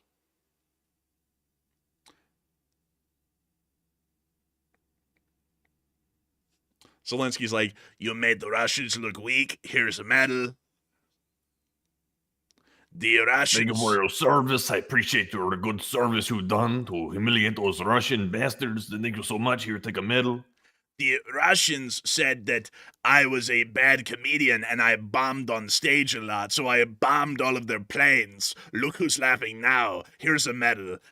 Moving on from that into Tekino, we also get to see the Ukrainians dropping bombs on the Russians. And GBU-39 specifically. And they are dropping them. Look at that. Man, dropping them like candy at Mardi Gras. Dropping them like flies, like flies. Man, I'm tired, man. Like flies, like flies.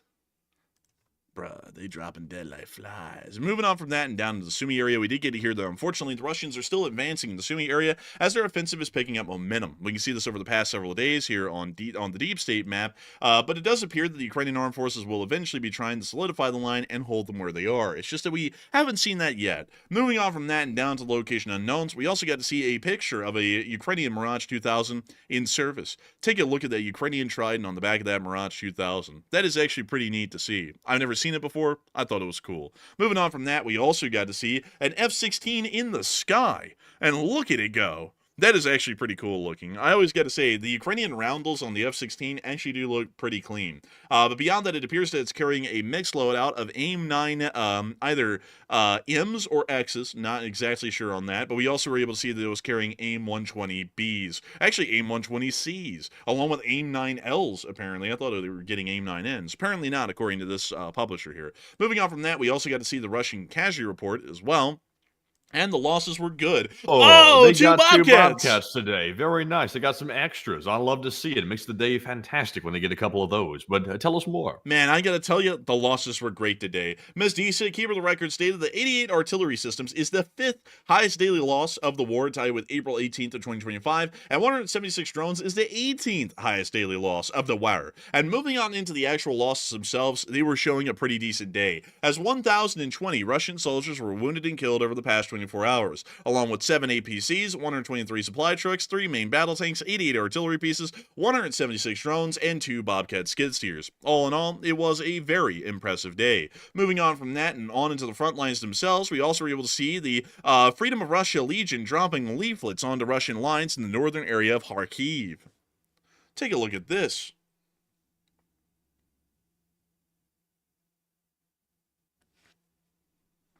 And we see them here whipping out the cases. And they got them drones. Them big drones. Wow, those are some nice cases right there. They were like custom foam and everything. That's nice. Man, Matthew's got a thing for nice cases and packaging. And I really do. I'm like a organization freak. Those custom cases, it doesn't get more OCD quite than that. I just love to see it. Like perfectly cut foam. Like everything has its right little place. Like I just love it. Man, we could see them getting the drone ready to fly.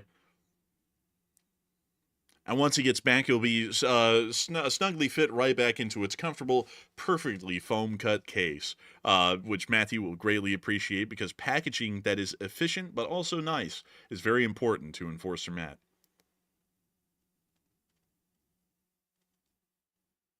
And I guess you could say that in the literal sense, Matt is a foamer.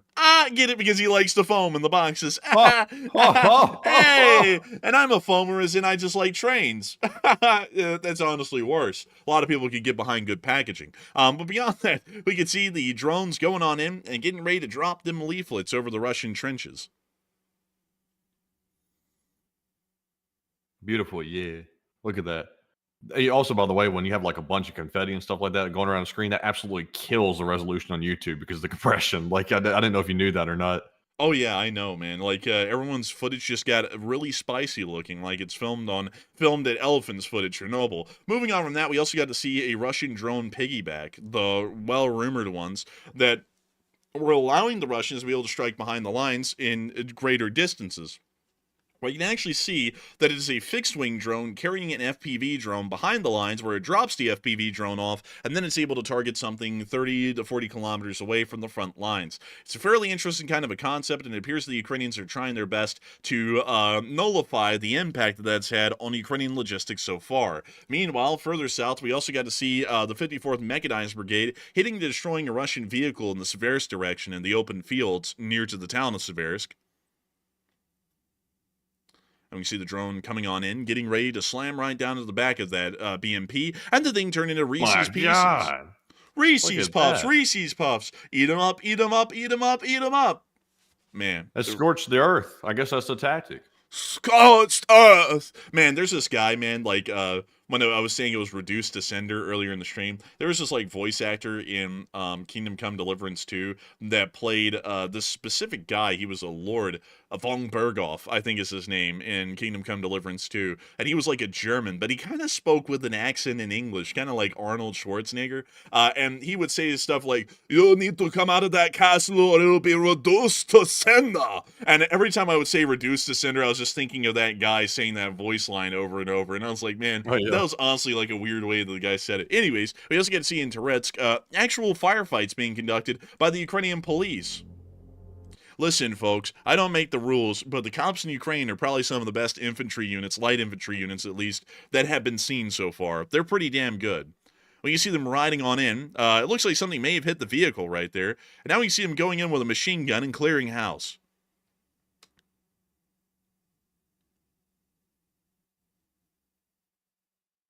Honestly, man, that's a game that you should get on Xbox, man, is Kingdom Come Deliverance 2. I think you'd really like it. It's a fun game. Might have to look into it. Oh, I see Sun now. I've been looking for this one bot for like a solid 10 minutes. Everybody keeps talking about Sun is a bot. He's a bot. And I keep scrolling through the chat like, where the hell is he? I just finally saw him after like 10 minutes. Yeah, I'm like, oh, there he is right there. Let's see. I see a couple of people actually know what Kingdom Come Deliverance 2 is. Great game, by the way. But I always found the Von Berghoff character to be pretty funny just because of his accent. Like it was the closest thing to Arnold Schwarzenegger that you could get for a voice actor. Because every time you'd hear him, you would be like, I assume that you got the people that we were looking for. And I was like, why does he talk like this? Like, he always sounds like he's constipated every time. Like, anyways, we can see them hopping out of the vehicle, laying down fire as they advance towards the buildings that the Russians are holed up in. We see more. This doesn't look like much town to be really taken anymore, but you know, you gotta get them. Man, you gotta raise the flag over whatever's left.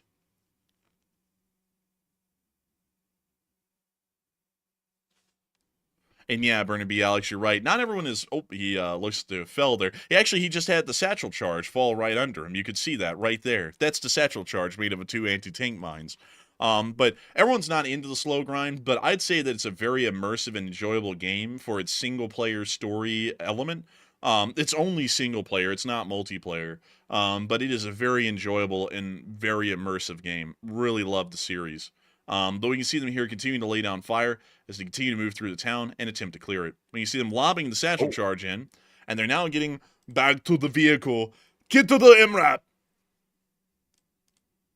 Do you notice how many of these guys have like M4s now that they're carrying around like as their main battle weapon? Like I think the other guy that was just covering this guy, I think he had an M4 in his hand.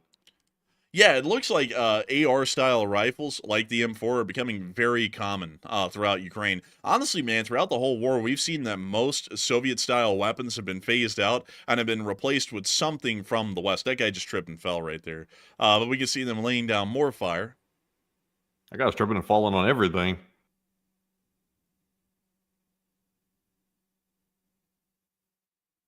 Dang. Oh, damn, he's falling again. These guys got some sort of rough motor like coordination.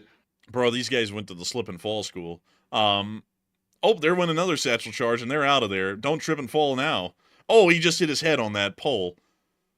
They must be a little bit nervous about this operation. It seems a little high risk. Yeah, a little bit. But, hey, they made it out perfectly fine. I mean, that's actually pretty impressive. Honestly, man, I'd be tripping and falling like a clown, really. Like, I'd be tripping and falling more than they do. They were tripping and falling like those guys at Chernobyl were doing when they're trying to get that rubble off the roof. Man, honestly, yeah. Oh, look at this, though. Damn, Oh, dang. This is a tough ride here. This might be why they were stumbling. They probably got a concussion. Dang, dude. Oh, my God. Damn, this is a bad ride right here. Very bad. There's literally sparks flying through the cabin. You see them all now hopping out of the vehicle. I'm not really sure if it's just been knocked out of service. But we can see, I think it may have actually been knocked out of service right there, and they're now running for the hills. And we see the vehicle continuing to be hit there by the drone, so it actually appears that the MRAP was knocked out. But the crew did survive, and that's what's the most important thing about the MRAP is that it's not supposed to survive. It's supposed to help the crew survive. But we can see that 2 people from this video did later die in combat, which is unfortunate to see, and kind of once again reminding everyone the realities of the kind of combat that we are watching every single day here on the stream. But moving on from that and further down to Pokrovsk, we also got to see the Ukrainians defending their positions in the area. This was actually filmed in late May, but considering that the footage just came out, we're going to be showing it right now.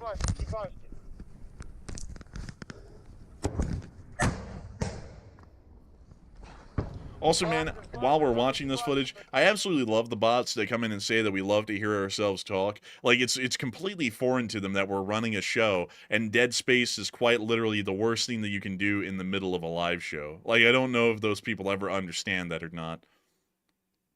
Yeah, I think a talk show would be a little bit, not so much a talk show if there wasn't, talking in it. That'd be a little bit hard at that point.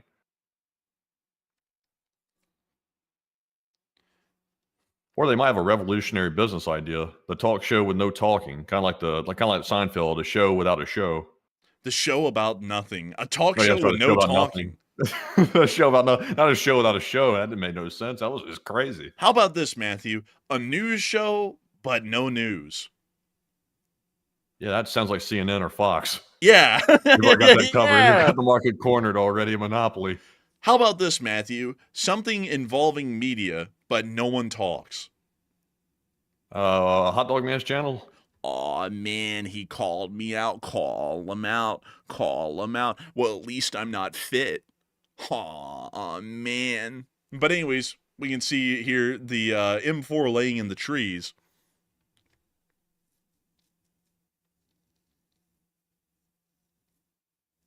Somebody said a show about how to lose.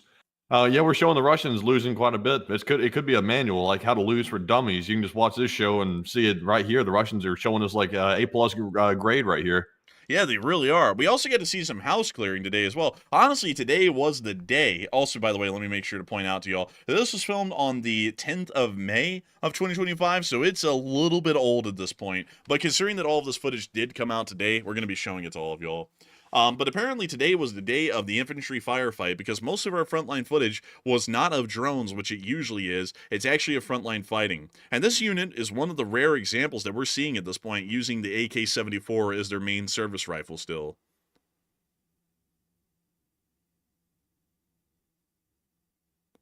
Mercury Hot called the hot dog man dead on the nail. There's a lot of insincere people out there on the internet. Like, interestingly enough, Matthew had a run-in with one kind of on Twitter today, and it's like, I don't really know what the beef is. So it's been 2 years ever since we had the dealing with that guy, and I personally completely forgot about the guy. But apparently still holds a grudge 2 years later, because he came on our show, and we treated him fine, I guess. I don't really know. But anyways. A beef doesn't hold weight very much if the initial thing that started the beef has gone by the wayside. All these individuals that were beefing with us, their shows have collapsed. So much for the beef. Yeah, it's like this guy in particular, he gave up his live show because it was doing so badly. Like a year ago, he stopped running them. So it's like, what's up with the beef? Like, it's like, I don't even get it. It's like I personally don't even have an issue with the guy. And it's like I forgot what the guy was even beefing about. But today, someone asked, "Hey, do you and the enforcer work together?" And it was the most cold response that could be given to that kind of question. We didn't give a cold response to the question. We're like, "Oh, we don't work with him, but still, not that bad of a thing. We try and respect everyone." And the other guy's like, "Nope." And it's like, okay, it's like, all right, man. But moving on from that and into Melitopol, we also got to see that the power was out after an attack that the Ukrainians conducted in the area.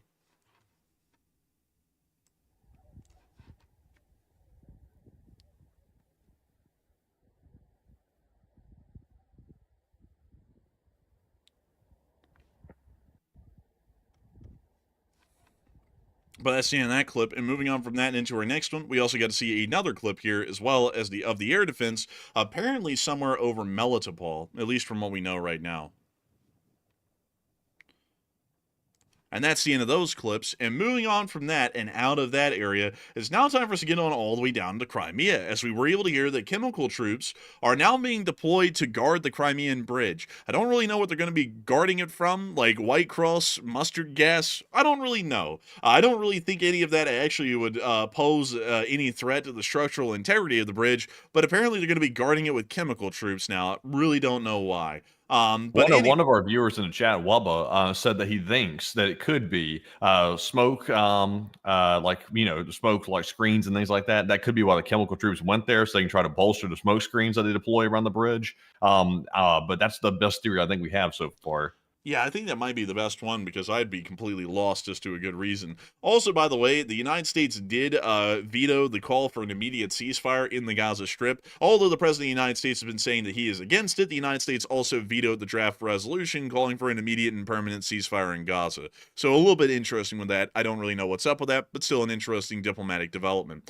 Anyways, moving on from that and all the way back into Ukraine, and crazily enough, actually managed to do this right on time tonight. It is time for us to get to the speech from President Volodymyr Zelenskyy here on day 1196 of the War News stream. And so without further ado, here's the speech. Peach! Українці, українки, довгий був день сьогодні. Почав з розмови з президентом Фінляндії. Ми говорили про наші дипломатичні можливості. Перемовини перемовини в Туреччині, взаємодія з Америкою, наші європейські перспективи, які важливі не тільки для України. Я вдячний президенту Стубу за підтримку. Говорив сьогодні я з канцлером Німеччини Мерцем. Ми прискорюємо виконання наших домовленостей, які були досягнуті під час мого візиту в Берлін. Поінформував про зустріч в Туреччині. Всім нам в Європі потрібне завершення цієї війни. Дійсно, надійний мир. Це дуже важливо. Сьогодні ж відбулось засідання Рамштайну, і важливо, що цей формат нашої з партнерами співпраці зберігаються. Готуємо рішення на підтримку наших спільних оборонних виробництв з партнерами. Це довготривала безпека. Це наші гарантії. Європейські гарантії, гарантії для всіх, що російська агресія не зможе розширитись і не отримає винагород.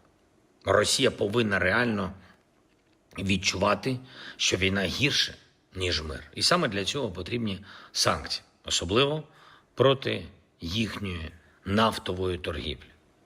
Також стійка оборонна підтримка для України, для захисту наших людей, для захисту наших позицій. Звісно, розуміння післявоєнних основ для розвитку України. Звісно, люди мають знати, що дасть наше українське відновлення. Це важливо не тільки для наших людей, але й для кожного з наших партнерів, для всіх, хто допомагає нам зараз, у час війни. І хто завдяки цьому може отримати більші можливості в нашій економічній співпраці. Ще одне. Сьогодні я подякував українським воїнам Служби безпеки України, які здійснили нашу найбільшу оборонну операцію на території Росії. Мінус 41 літак російської військової авіації. Саме те, що працювало не тільки на цю війну, а взагалі на російську любов воювати. Наші результати цілком справедливі. Я вдячний всім у світі, хто вже надихається нашими результатами. Я дякую всім, хто з нами, хто з Україною, хто б'ється заради України і хто нам допомагає. Дякуємо. Слава Україні! And Ram Slava. And with that, that is the end of the speech from President Volodymyr Zelenskyy here on day 1196 of the Global War News. I was actually told by Miss Disa at the beginning of the stream that it was day 1197. And really quickly, I actually got to check that now that I got some time, because we weren't able to check that earlier. 1095, 1093, and that was on a Monday. Let me check my calendar real quick. So hang on, folks. I want to make sure that I'm getting our days correct. I told you the other day it was the wrong day. I think we were a day behind yesterday, and he got off today. So let's see here. So if June 1st was 93, 94, 95. Well, according to our numbering convention, at least from Sunday, it actually would be day 1196. So there might be a calendar issue, if Miss Disa is correct, even farther back than that, that we just haven't picked up on until now. And we might have to flip forward a day on our numbering convention tomorrow, meaning that there is an episode out there that has been misnumbered somewhere, most likely starting on a Tuesday, I would assume. But beyond that, we will look into that a little bit more, because we're not really sure if today's day 1196 or 1197 at this point. Also, day 1199 was when we were off. Oh, let me go check that now that we have that. 1 second. Let's see, 1090.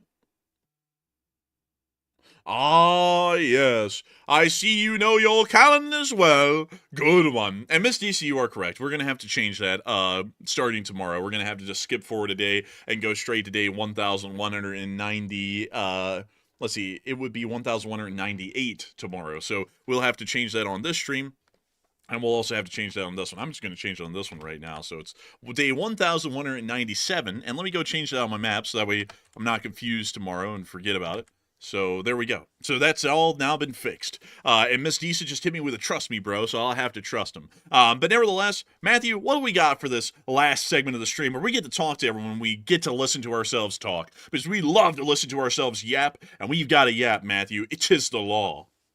Yes, indeed. And it's now time to yap for our final question segment of the night. We have no more polls to address, and we're jumping right back into our Super Chat questions proper. And our first one goes to Darth Egregious, who puts in a $50 donation. And thank you very much, Darth Egregious, for the massive support and also helping to keep the channel running. And he said, hey, y'all, and what is the status of the Sumi region? Hey, and I got to thank you for the support, Darth Egregious.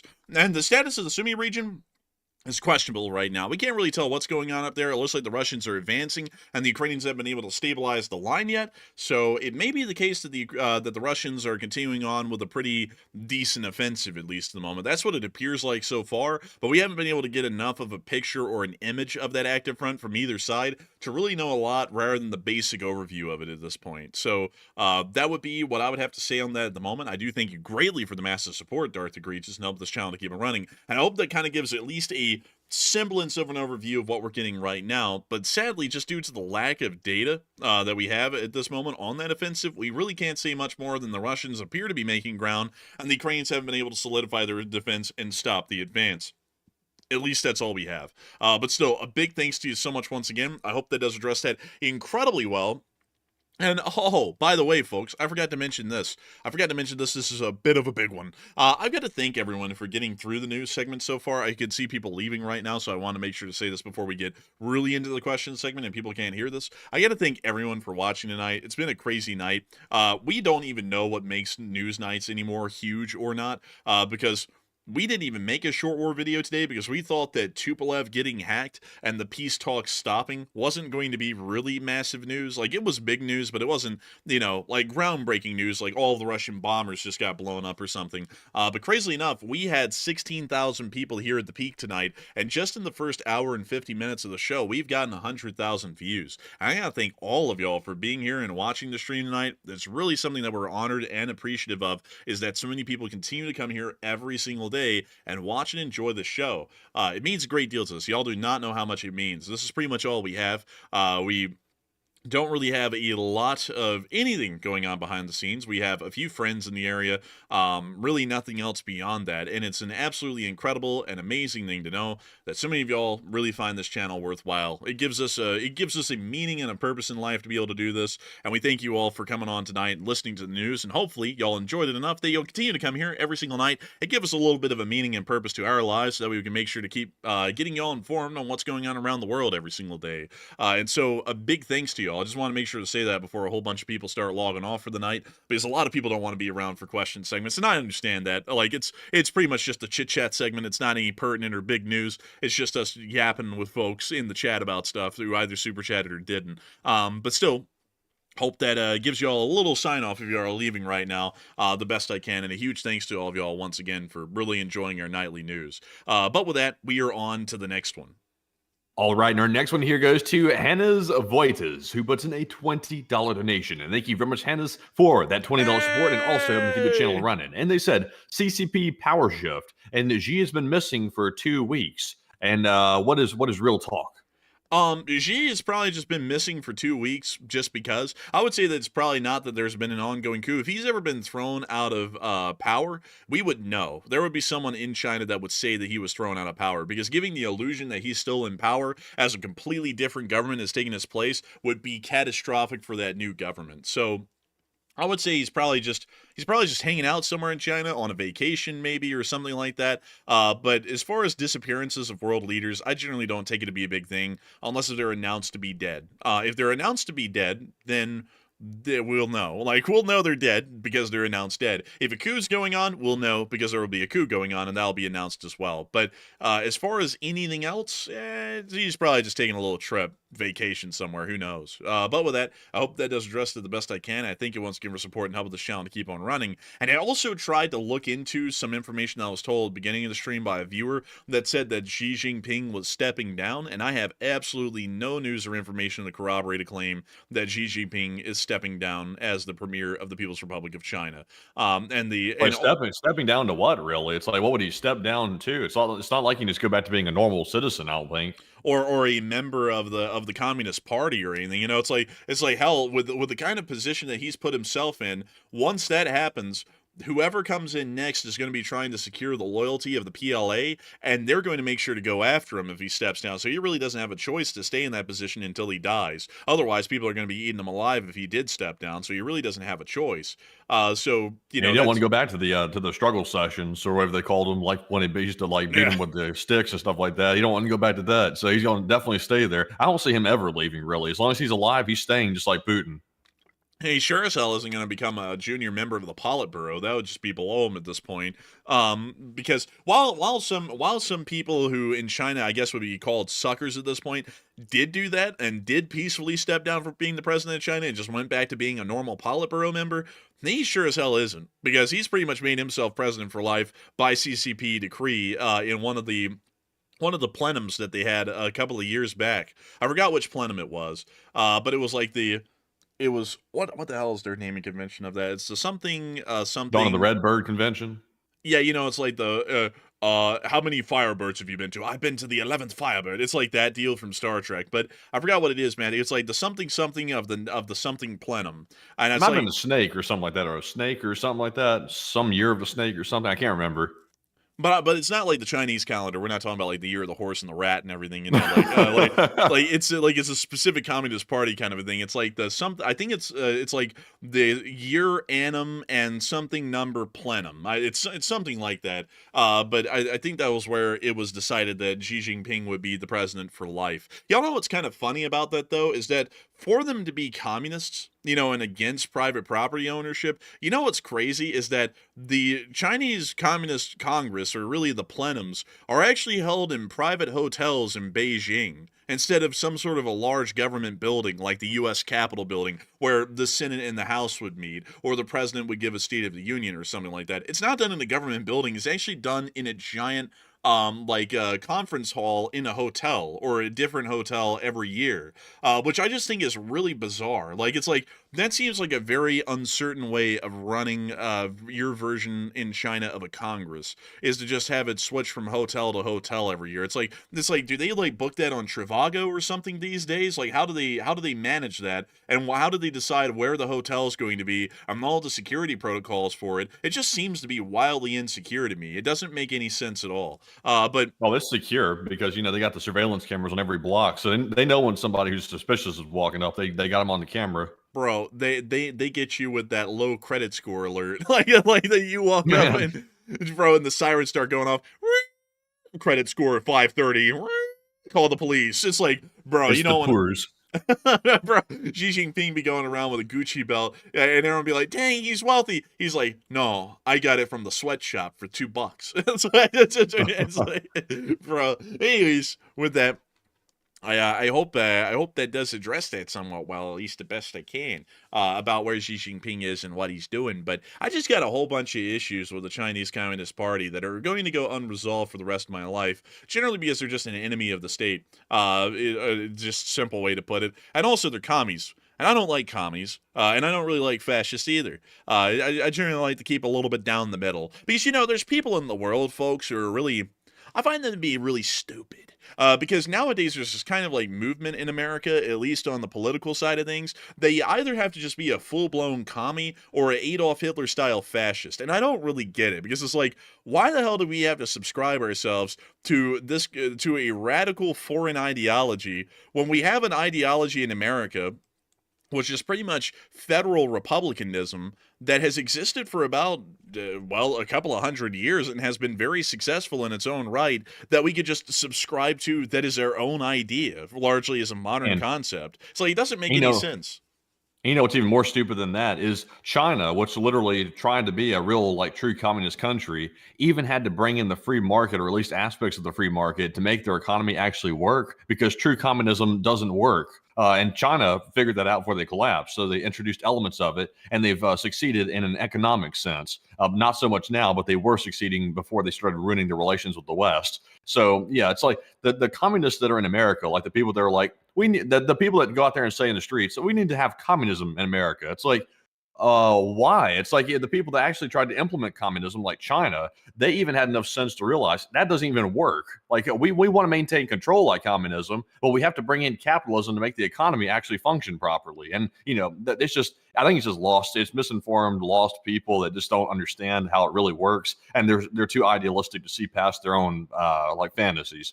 Dude, it's just ridiculousness that's born out of that kind of stuff because it's stupid stuff like, oh, the American system is a failure. It's only produced the largest economic country in the existence of the world, as well as the biggest military and one of the highest standards of living in the world. It just sucks. It's terrible. We need to rip it down and bring up some shitty idea like communism or fascism. That'll make everything even better. It's like, that's so stupid. It's like America has succeeded doing its own thing, like on our own principles, for a couple of 100 years. Why change it? It's like, yeah, it's got issues, but every country's system has issues. At least in ours, you have an ability to try and vote to change the issue. Like if it's functioning properly, you can actually do that. You cannot do that in fascism or communism. I always like the goofy goons that like go around and try and like propagate this sort of an idea, because they never realize that fascist or communist steamroller that they're about to put into power, if they could,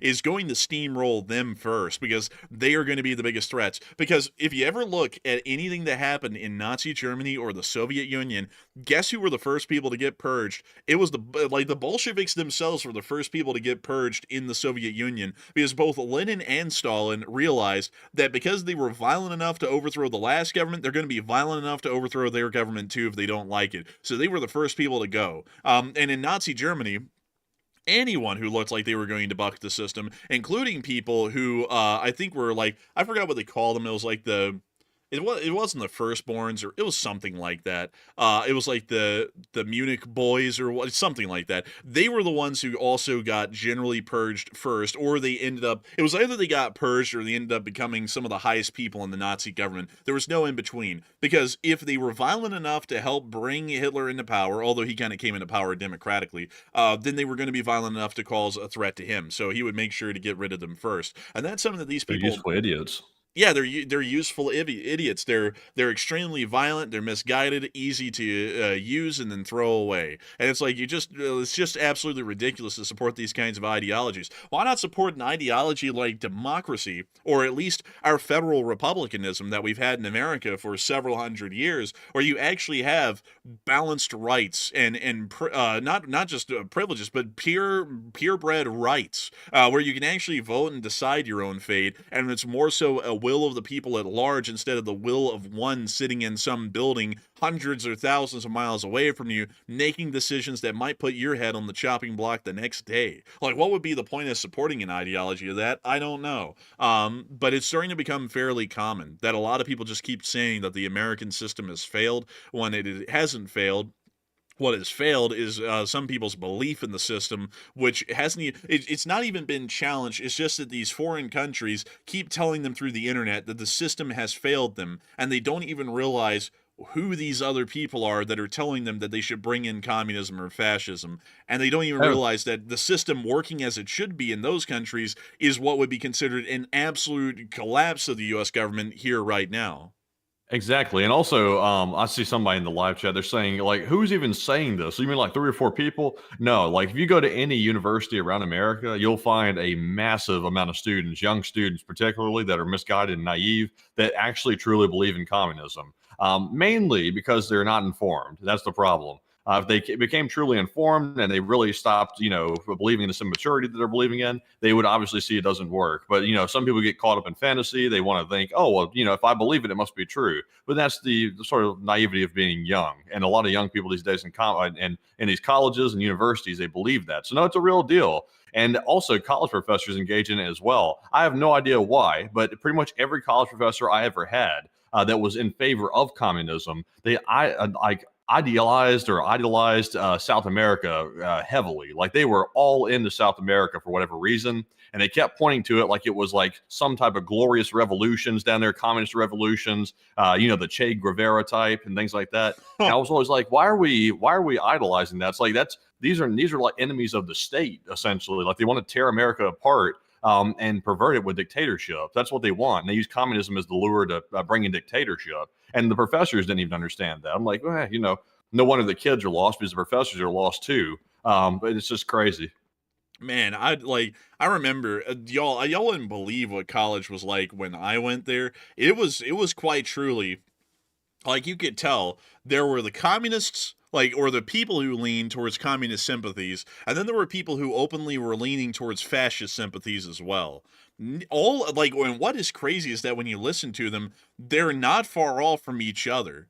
Both of them advocate for a police state where the opposition is just put down or executed. That's something that just is easily said amongst them all. The communists will say something like, we need to take all the capitalists and the people exploiting everyone and just have them put in camps and executed. That would be easily said when I was going to college by all kinds of people. And then the people who were leaning the other way, they were like, man, all of these, liberals, we should just put them in camps and have them executed because they're traitors to the country. And it's just crazy because they don't really realize that it's the same. They're both advocating for the same thing. It's just that they're doing it against a different group of people initially than themselves. Oh man, and dictators love those people so much. Like honestly, I'm just going to say it how it is. The useful idiots, they love those people so much because they know they can go tell those useful idiots, go do this. Like for example, in China, go form the Red Guards and go roam around the streets terrorizing your fellow citizens. Go do that. And the useful idiots will say, yes, sir. And they'll go run down the street and they'll go terrorize their citizens and their friends and their neighbors and et cetera.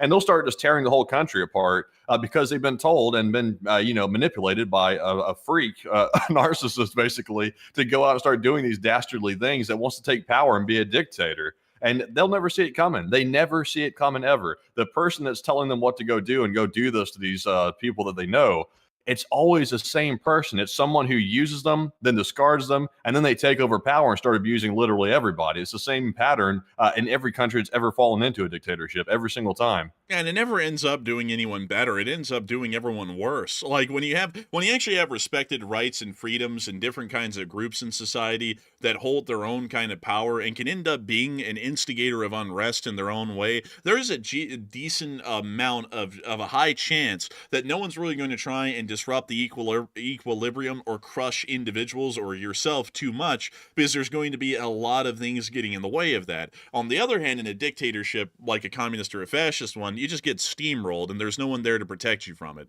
It could be on the flip notice that a dictator almost got shot and the guy happened to work at the iron mines. And so now everyone who works at iron mines around America is going to be rounded up and put into camp or executed. And that could just be the way it's done. And it's done like that pretty often. If you go look at Pol Pot in Cambodia, he had people executed for wearing glasses. Just normal seeing glasses, because he said that that's a sign of intelligence from a university, and therefore those people are not the proletariat because they must be bourgeoisie because they're educated. So anyone wearing glasses in public would be executed on site in Cambodia during the time Pol Pot was the dictator in charge of the country. It's that kind of stupidity that ends up prevailing in a dictatorship. It's like communism is just the lure. Communism is not actually the end result of the system that these people are proposing.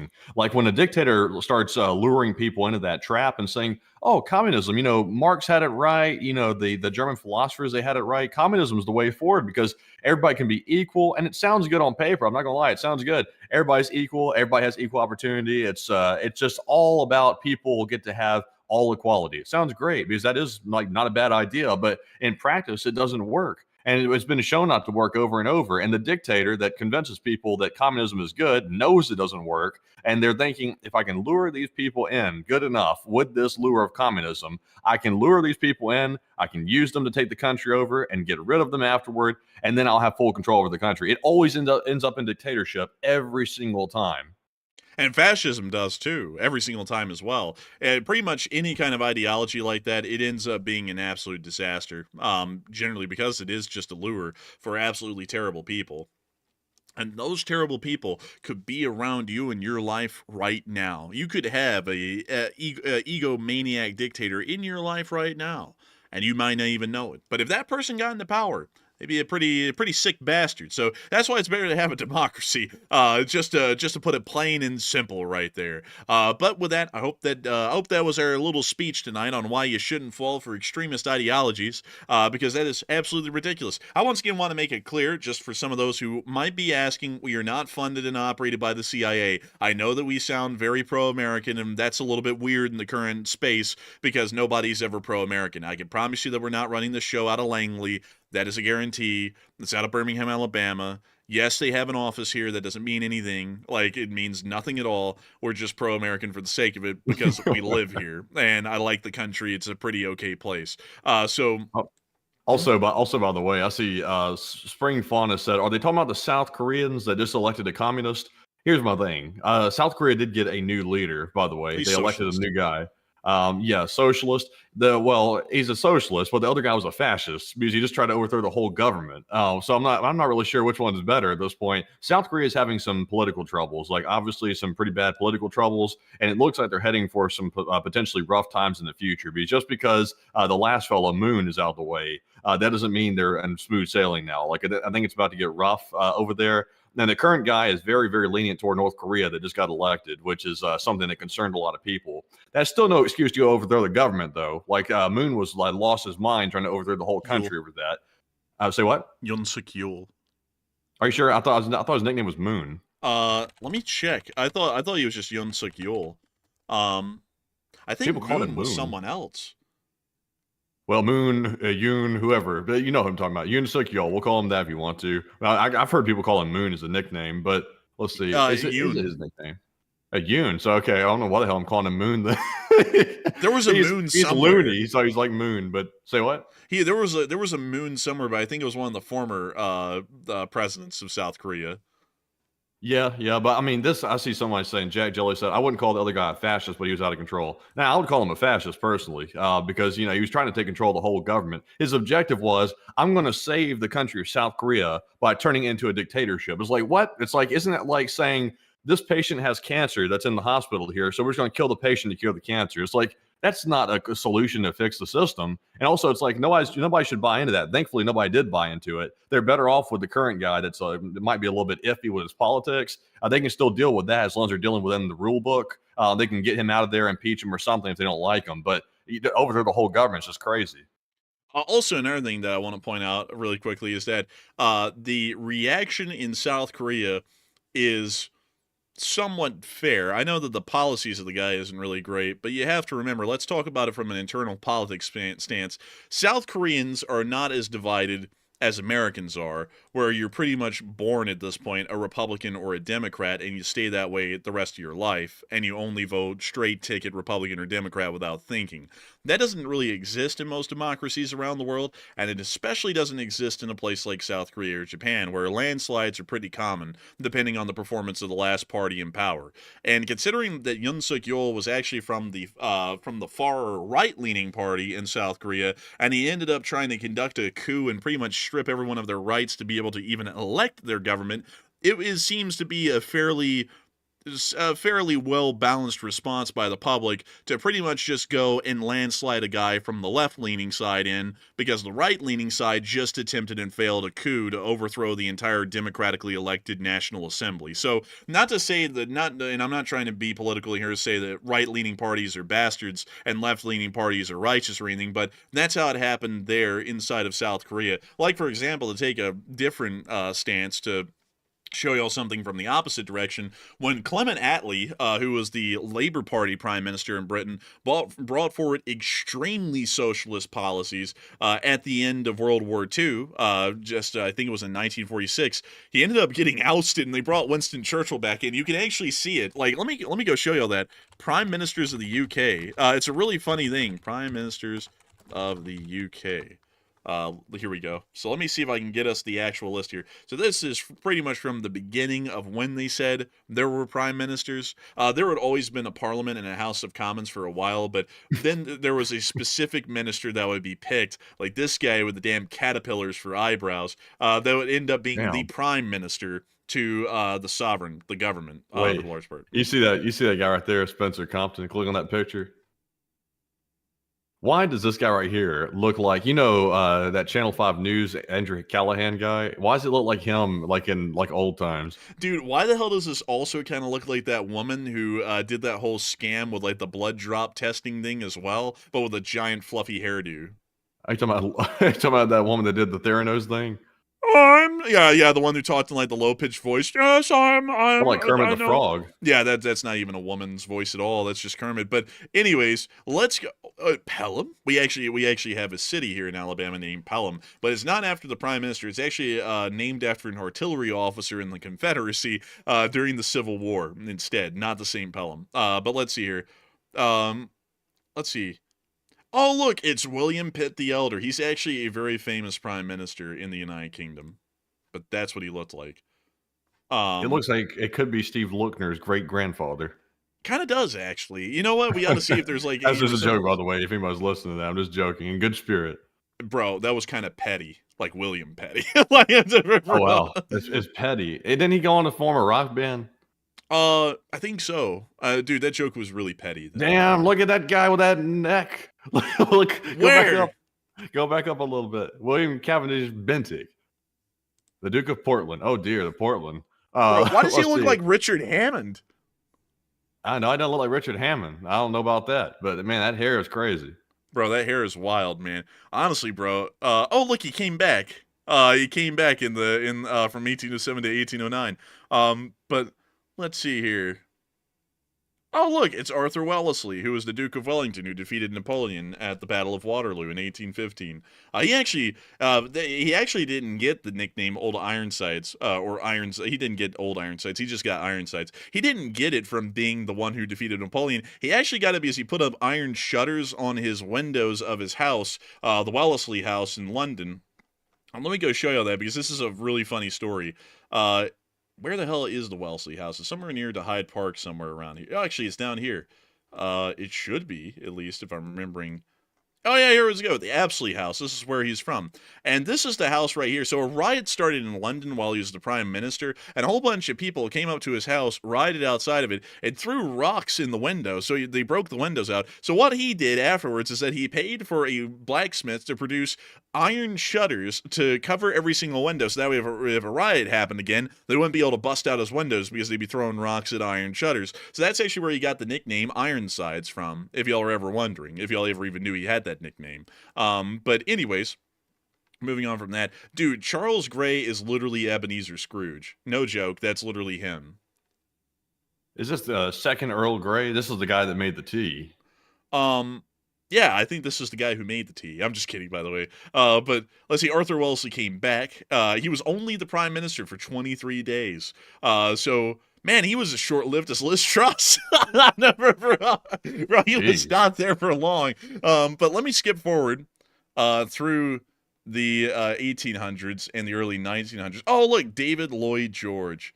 He was a very important prime minister because he was the prime minister pretty much through most of World War I and the time right after. Pretty much he was the guy who ended up carving out the Middle East into what it is today to an extent. And he was also the guy who kind of laid out the whole Treaty of Versailles as well to an extent. But let's see here. Yeah. Oh, look. Oh, actually, funnily enough, Matthew, I forgot to mention, the first Labour Party prime minister that was ever elected was Ramsay MacDonald in 1924. The Labour Party came into existence, though, I think at the very end of the 1800s, like the late 1890s or very early 1900s. But it took them about 20 or 30 years before they were able to get a majority big enough to actually have a prime minister. Interesting.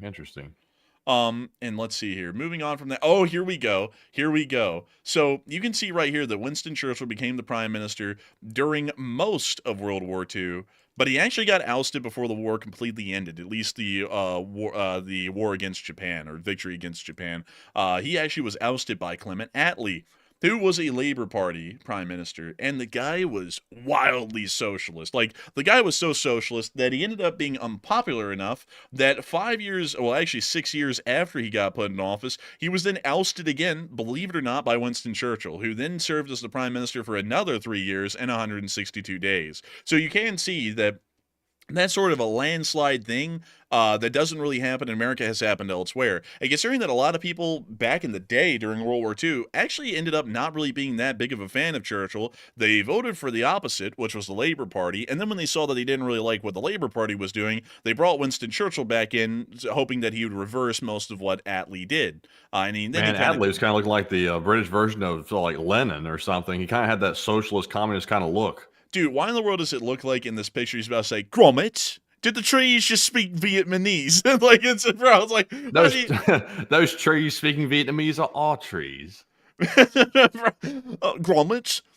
Are the workers speaking proletariat? Or something like that. But also, then here's Anthony Eden, who is from, funnily enough, Eton College. He's actually educated at Eton. If you're from Britain, you know what Eton is. If you're not, you don't. Probably. So let me go show y'all. So right out here at Windsor, right under Windsor Castle, which is really the official royal residence, not Buckingham, is down here, Eton College. And this is a very this is the posh private school of Britain. This is where Britain's elite children go to school growing up.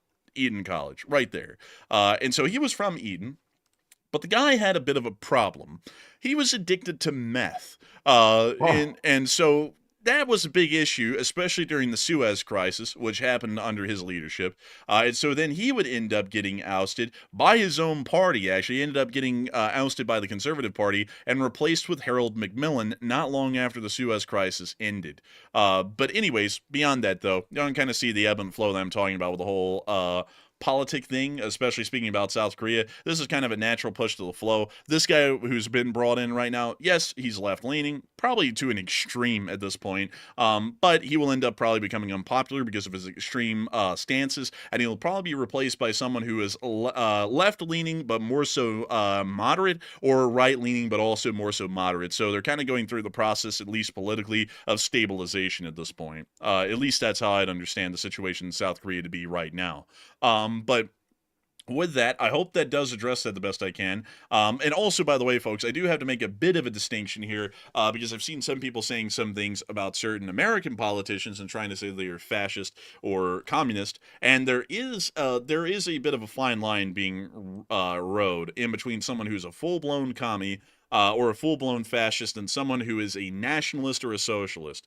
Nationalism and socialism are kind of like they're their own thing, but they can also be generally considered stepping stones into fascism or into communism. But generally, most of the people in America, they're either nationalists or socialists, but a lot of people take that to be instead the most extreme end that you can get, which is a fascist or a communist. But if you really look at it on its surface, they're more so socialists and nationalists than anything. But with that, I hope that addresses that the best I can, at least in my opinion. And once again, that's just my opinion, folks. And we're not trying to get into politics here or pick sides, but that's what we're seeing so far. Anyways, with that, we are on to the next one.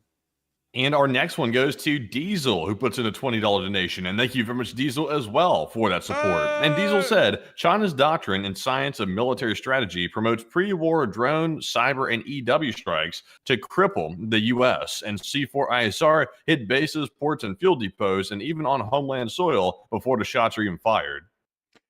Thank you for sharing that, Diesel. Like Rudolph Diesel, the inventor of the diesel engine. And I gotta say that is a very interesting thing to hear. We did hear that the Chinese have been developing a large amount of drone forces and drone warfare abilities, and I think that we really need to be researching the most effective anti-drone defenses that we possibly can, because it is quite clear without a proper defense to drone attacks, a country is entirely vulnerable in the modern world to any kind of a surprise attack. And so I would say that, in my opinion, I believe that we need to ensure that the United States is funding and researching as much anti-drone technology and also fielding it as we possibly can. And so I got to thank you so much for the support, Diesel, and sharing that with us, because it is something that we've been hearing about and seeing behind the scenes on the channel from time to time, and it's fairly concerning. And so with that, thank you so much once again. I hope that I've addressed that incredibly well. And with that, we're about to be moving on to the next one. But Matthew also just put in the chat, Hitler was an addict. Yeah, he also was an addict on meth.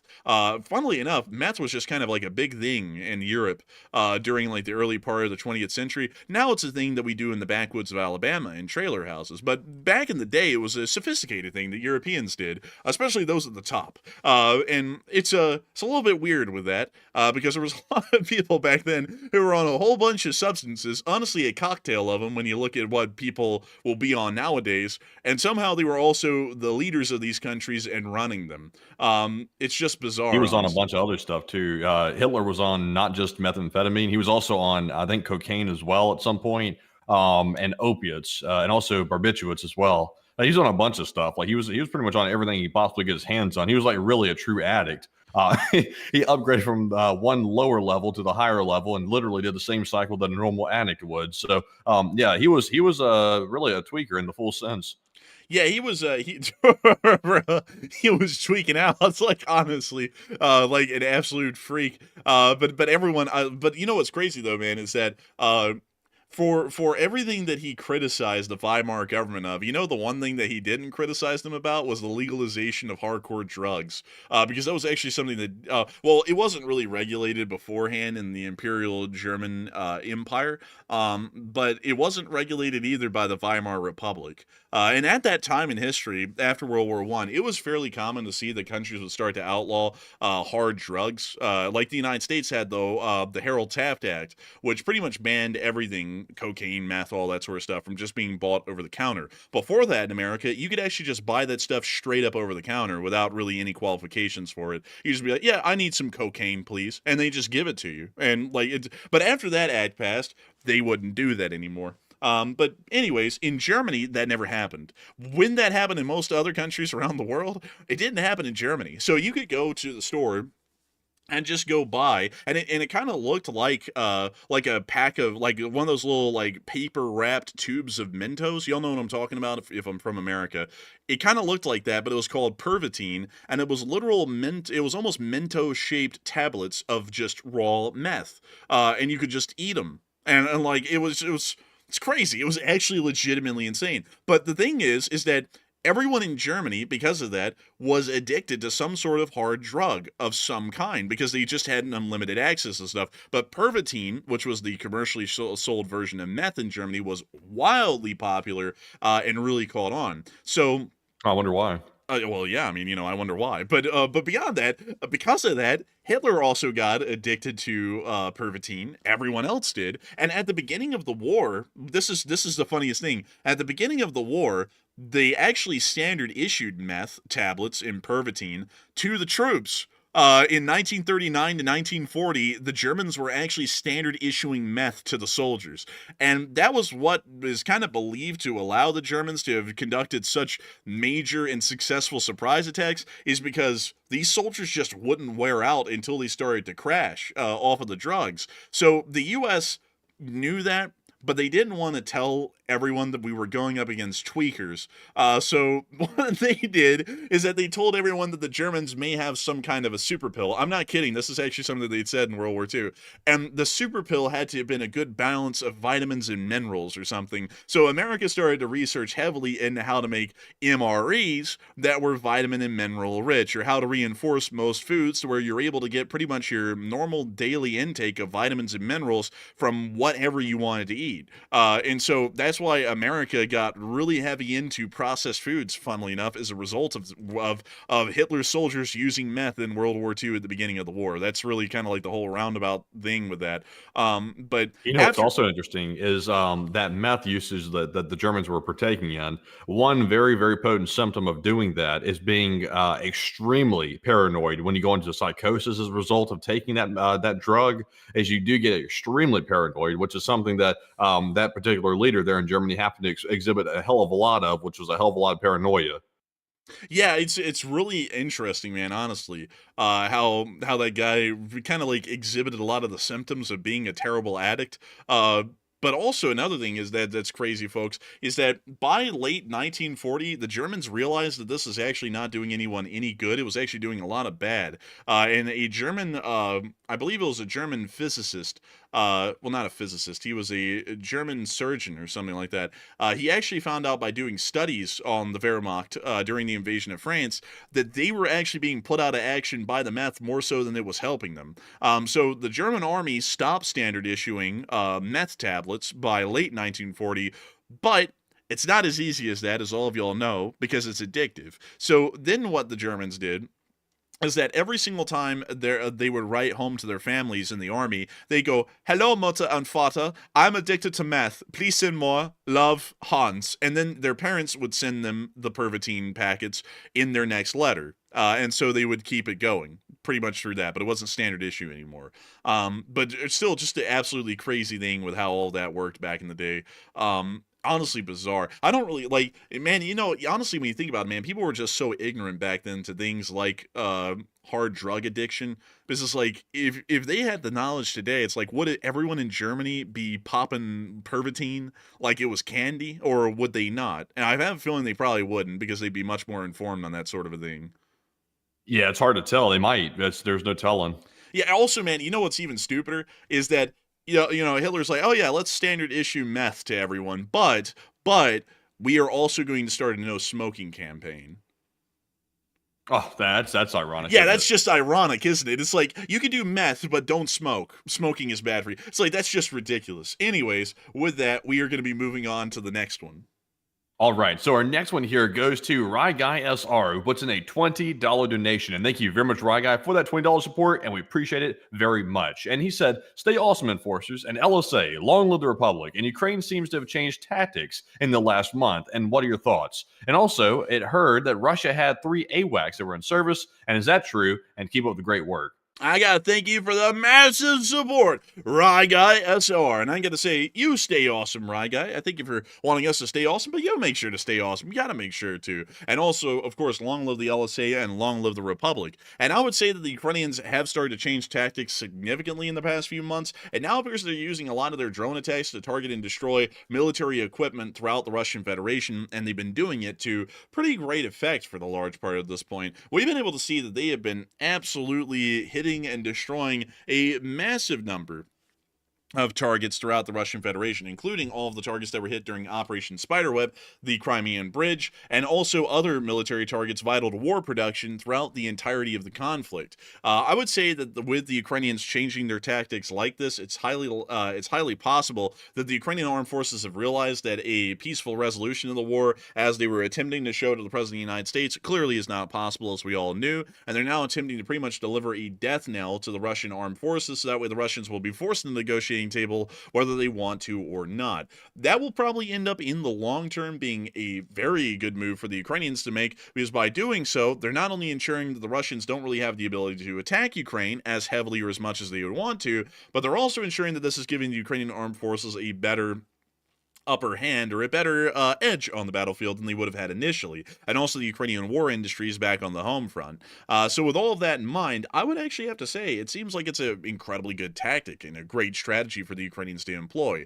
As far as the, let me see here, as far as the Russians having 3 AWACS, I actually only counted 1, because from what we knew, they only had about, I think, 5 AWACS. 3 of them were shot down. 1 was given to North Korea, so they only had 1 left. And let me make sure to go check that really quickly with the Russian Air Force equipment tab, so that way we can see what they list as the operational number of A-50s. So it actually appears that according to this number, the Russian Federation at some point had 21 A-50s in service, which I'm doubting a little bit because we had heard that the actual operational number of A-50s was far lower. Because if we were going with this number, this means that every single A-50, including the ones that literally didn't have engine nacelles at Ivanovo, would still be operational, which is incredibly unlikely. I mean, look, most of these don't even have actual jet engines on them, so I'd highly assume that they're probably not operational at this point. But if we were to take them as operational,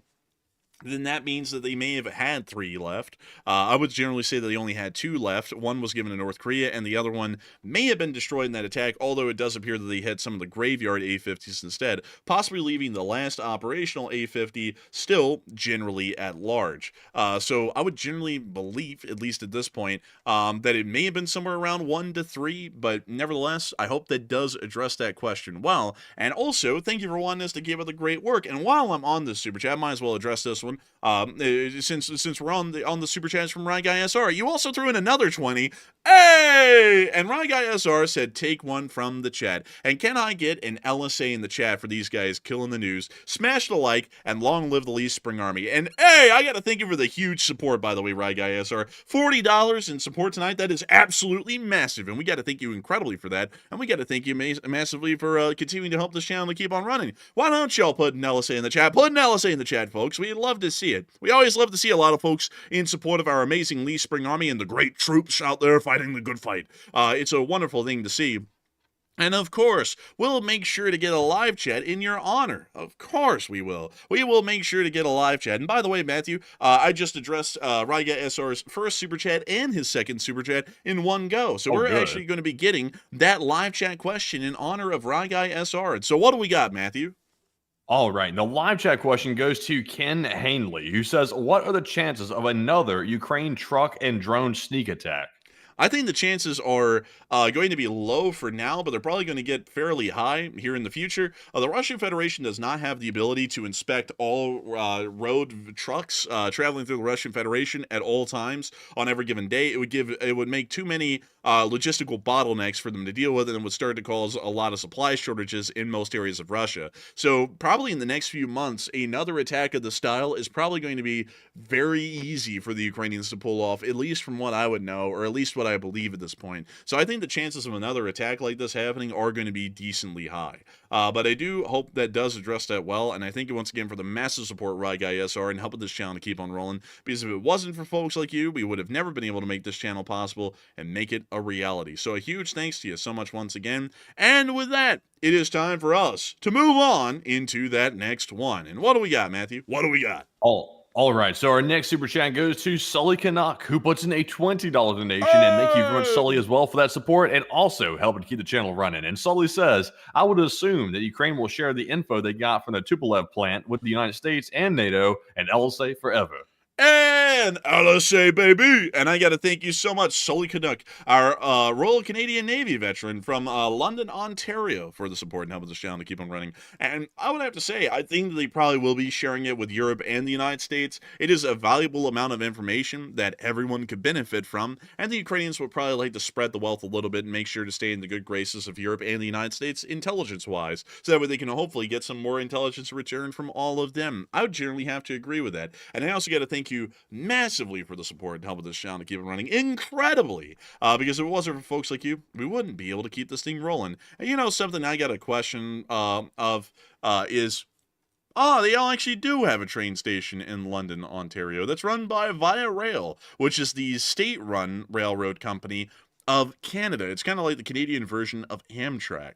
But what is interesting about Via Rail is that they actually have an older fleet of locomotives. There is an F40. Those were in service in the U.S. and, let's see. They're still in service technically in some places, but they were in service in like the 70s or so, about 50 years ago. And some of the railroad carriages that are used by Via Rail are actually from like the 40s and 50s, so quite vintage. They've, of course, been refurbished, but still very vintage in their original design. Beyond that, though, pretty neat to see. Dude, that's what the business lounge looks like at a Via Rail station? That's actually kind of goated. Yeah, it is kind of nice, actually. That's pretty upscale. Yeah, and then we can see that they have a P-42 Genesis from General Electric. Pretty neat. I like those. I think they're neat. They got the FP-40, I believe is what that's called. But man, Via Rail is actually somewhat interesting. I've been looking into them a little bit lately, and I've been like, wow, isn't that interesting? And also, there was another interesting little tidbit up here. A Illinois Central. What the hell is that? An Illinois Central SD 45? Maybe? Like, the top of it's really weird, actually. It looks kind of like a GE up there. Maybe it is. I can't really tell because I can't see that back radiator back there. But still, really interested to see an Illinois Central train. Beyond that, I hope that does address that somewhat well. It's a very interesting thing. And, let's see. Also, Burnaby Alex said, Via Rail has to use lines owned by cargo trains, which can give you a very slow trip. That is crazy. That is crazy, Burnaby Alex, because that's exactly the way that Amtrak runs. Amtrak also, much like Via Rail, also leases most of their routes from privately owned Class 1 railroads. So generally, they also get slower service, although by law in America, the freight trains are supposed to give way to the passenger trains. The problem is that the freight trains these days are so long, they don't fit on conventional sidings, so it doesn't allow for the passenger trains to pass. So the passenger train has to be the one to sit in the siding and wait for the freight trains to pass, usually, which can end up delaying the journeys quite significantly and make it hard to keep a nice, steady timetable going. And so, with that, I hope that does address that well, and with that, we are on to the next one. All right, and our next one here goes to Barry Young, and Barry puts in a $20 donation, and thank you very much, good sir, for that support. He said, I wonder if the I Want to Live hotline is still active and being used by the Russian soldiers. I wonder. I haven't checked in on it or know much about it beyond it being announced. I would have a feeling it probably still is in service and probably is used maybe here and there, but I have a feeling that defections or from the Russian army directly are still probably fairly low. Historically, they generally are. And so with that, I hope that does address that the best I can. I thank you once again for support and help this channel to keep on running. And with that, we are on to the next one. And our next super chat is going to go to none other than Raymond Clark, who puts in a $20 donation. And thank you very much, Raymond, as well, for that support. He said, I just want to say, keep up the good work. And I got to thank you for the support and wanting us to keep up the great work. Folks like you make it possible for us to keep up great work and keep it up every single day. We put tireless amounts of time and effort into this stream every day, every single day.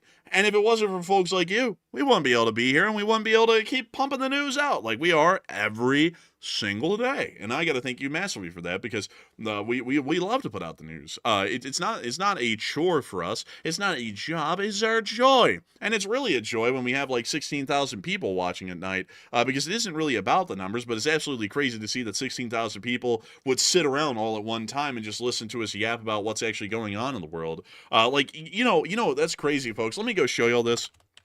To give you all an idea here of how big that is. Do y'all have any idea? Well, let me go show you all this because this is the best place that I can find the stats amalgamated, at least for the United States and its top streams, or I guess you could call them the ratings. And let me see here if we were even on the list yesterday. I don't even know what our peak viewership was yesterday, so let me see. Let's see where. Oh, hey, look, there we are. Actually, we were actually number 65 in America in the ratings yesterday for a top live stream. It's really crazy to see that kind of stuff, folks, because we've been doing this for a while, and as some people may know, some people may be shocked to hear this because there's a lot of people here tonight who might be new. Matthew and me are only in our early and mid 20s. Matthew he's soon to turn 25, and I am 23. So we actually are quite young in this kind of a sector. That makes us the ire and the source of great hatred of our folks that are kind of similar to us in the category, at least some of them. But beyond that, though, it is pretty crazy to see that we would get up to number 65 in the ratings in the United States. There are not really a lot of people who get to kick off a channel in their early 20s and end up building a significant enough following and also a lot of credit and appreciation from folks in their news coverage to be able to actually place in the ratings of top live streams in America covering news. Like when you look at most of these, they're generally stuff like the big news channels, or there's some sort of a children's live stream, or there's some sort of a gaming show or something like that. Not really a lot of them are news related, or at least in any of the ones that are privately run. Like you see like Dave Portnoy here, he's probably like reviewing another pizza, or something. I don't even know what he does, but let's see, you got like Ludwig who does games. You've got Darman Studios, who ran a stream with only 13.9 thousand people watching. And Darman Studios is a pretty big show. You got all of these people. You even got this guy right here who ran a stream on YouTube. And he actually didn't get that many more viewers than we did, shockingly enough. He only got 3,000 more, which is kind of a little wild considering that guy has like nearly a national following, and we just kind of have like a semi-national following, and we still are only 3,000 short. But beyond that, it's just wild to see this kind of stuff, because it really honors us that people will watch our news. That's generally what I'm trying to get through by showing the ratings and the numbers and how many people are watching. It just blows us away, and we are massively appreciative and thankful to all of y'all for spending hours of your time every day, true fractions of your day, watching the show and listening to our news, because y'all could be anywhere doing anything else. Y'all could listen to any other channel, but y'all choose to be here practically every single night. And I got to thank y'all so much for that, because if we put ourselves on the chart today based off of yesterday's chart, we would have actually beaten out, let's see here, who would we have beaten out that was above us today? We would have beaten out Dave Portnoy, Ludwig, Darman Studios, Tucker Carlson, and Candace Owens, and we would have placed fairly comfortably about around the 39 mark in viewership, which is absolutely crazy to think that we would place that high in the ratings today. But with that, hope that does address that well. Big thanks to y'all once again for watching this channel and also supporting it. And with that, we are on to the next one. All right, so our next one here goes to Kurt Fellman, and Kurt puts in a $10 donation, and thank you very much, Kurt, for that 10, and we do appreciate that very much. He said USA and LSA. And the USA and the LSA goes together like bread and butter. And I got to thank you so much for the support and helping this channel to keep on running, because if it wasn't for folks like you, we wouldn't be able to say long live the Lee Spring Army, and the Lee Spring Army will never die. And so a big thanks to you so much once again. I hope that does address that incredibly well. And with that, we are on to the next one. And our next one goes to Robert McCann, and Robert puts in a 10 as well. And thank you very much, Robert, also for that support. He said, as this war criminal orders attacks on civilians inside of Ukraine, the low life little ... That's exactly what I was thinking earlier. I was like, wait a minute, this guy says that the Ukrainians are terrorists for conducting an attack on military targets on their soil. It's like, doesn't he do that every day on Ukraine? It's like, it makes no sense at all what the guy was saying. He lives in delusional land. Because, of course, foreign policy is supposed to be unfair towards your side, but living in delusional land like that, where you're acting like a country you're at war with can't be at war with you and do the same things, that's getting ridiculous. And so with that, I hope that does address it the best I can. I thank you once again for support and helping this channel to keep on running. And with that, we are on to the next one. All right, so our next one goes to Rob Falgiano, who puts in a 10. And thank you very much, Rob, as well, for that support. He said, freedom is everything. And freedom is everything. That I'd agree with. And that's what we're all about here on this channel, supporting American and Western interest and continuing to remain in a sphere of freedom. And so a big thanks to you so much once again. I hope that does address that well. And with that, we are on to the next one. And this one goes to John Bernard, and John puts in a $10 donation. And thank you very much, John, as well, for the support. He said, no question, no shout out needed, and keep up the good work. And thank you. But we always shout out everyone, John Bernard. We can't go without shouting you out. We thank you for the support. We thank you for helping this channel to keep rolling. Because while you don't want a shout out, you are one of the names responsible tonight for helping this channel to keep on running, whether people like it or not. And I got to thank you massively for that, because if it wasn't for folks like you, we wouldn't be able to keep this channel running, and we wouldn't be able to make the thing possible. So a huge thanks to you so much once again. I hope that does address that incredibly well. And with that, we are on to the next one. And we have a $10 support from Shaggy Trip. And Shaggy says, with the crushing of air support, apparent fall from a window of the top Air Force military leader, do you foresee that military brass breakdown or civil unrest before projected 1.5-year ending in Russia? I would say that I would doubt it, at least for now. I think that a severe economic collapse would have to happen. Not really purges in the ranks, but a severe economic collapse would have to occur to create an atmosphere conducive enough for some kind of an attempted coup. And that would be conducted by the military once civil unrest begins to happen, because they can use the civil unrest to make themselves look like a hero by the end of it all. So that would generally be my belief. I wouldn't say that a coup is just going to happen because the Air Force commander got thrown out of a window. It most likely is going to be as a result of an economic collapse, which leads to significant civil unrest. And so with that, I hope that does address it the best I can. And I thank you once again for support and helping this channel to keep on running. And with that, we are on to the next one. All right, and our next one here is going to go to Adam McLean, who just threw in a $20 donation. And thank you, Adam, as well, for that support. He said, there are times when I remember when I first discovered the channel, and just like the first day, I'm still amazed that there's just simply still nothing else like this channel, and I got to take what I can get. And I gotta say, those really kind words, Adam McLean. I gotta thank you massively for that. I gotta thank you incredibly, because there are times that I remember way back in the day when I ran this show, and boy howdy, folks, were those streams rough? Those were rough. I mean, in terms of viewership, there was no one around. Let me show you all this. This is actually kind of interesting. So, let's see here. A lot of people have watched the streams since, but this is actually the first stream. Right here, let me bring this over and show it to y'all. This was the first stream right here that ran. You can actually see that both of these ran on February 23rd of 2022. This one ended, so that way this one could begin. And this is actually where the channel took its first baby step to actually start covering news. Again, we actually initially did that way back in the day, a long time ago. I actually tried to cover news in video form, and it just didn't really take off too much. And it always was just a shame. It was such a shame, because I was like, dang, I really wanted to do that. So when the war took off, it was a big thing to me. And I'm going to show y'all something pretty shocking with this. So, this little stream has made $4.26. I don't even know how, honestly. And yeah, I don't even know how the hell that happened, actually. Anyways, it gained 15 subscribers, had 2,000 watch hours, and you can actually see that at least originally, in the first day that it ran, it only got 14 views. That was it. 14 views. That was where the stream started off at. And I think in terms of live viewers, oh yeah, there was only 41 chat messages over a whole hour and 20-minute stream. Good luck even seeing 40 chats a minute ever being put in during the news segment these days. That would be considered a literal dead chat. And also, that was the peak viewership. 6 people, right there, at 14 minutes. That was the peak viewership. Damn. This was your first live stream? This was the first live stream ever run on the Ukraine war.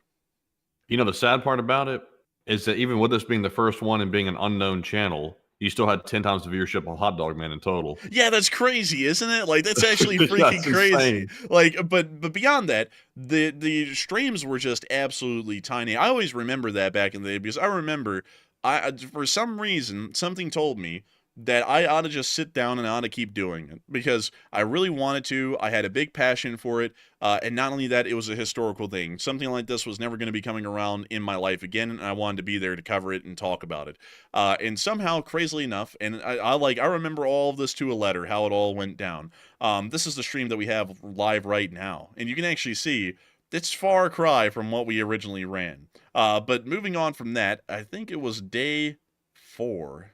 Let me see if I can find. I think it was this one right. Yep, it was this one right here, because it still has 86,000 views. This was the first stream that ever took off, and it only shows the views after it went live for some reason. But on the second day of it running, it had gotten 6,500 views, and I already remember that at that point it had like 60,000 views. Mental stuff. Never expected to ever do that. You can see the chat messages started to skyrocket during the show, and not only that, that was the peak viewership.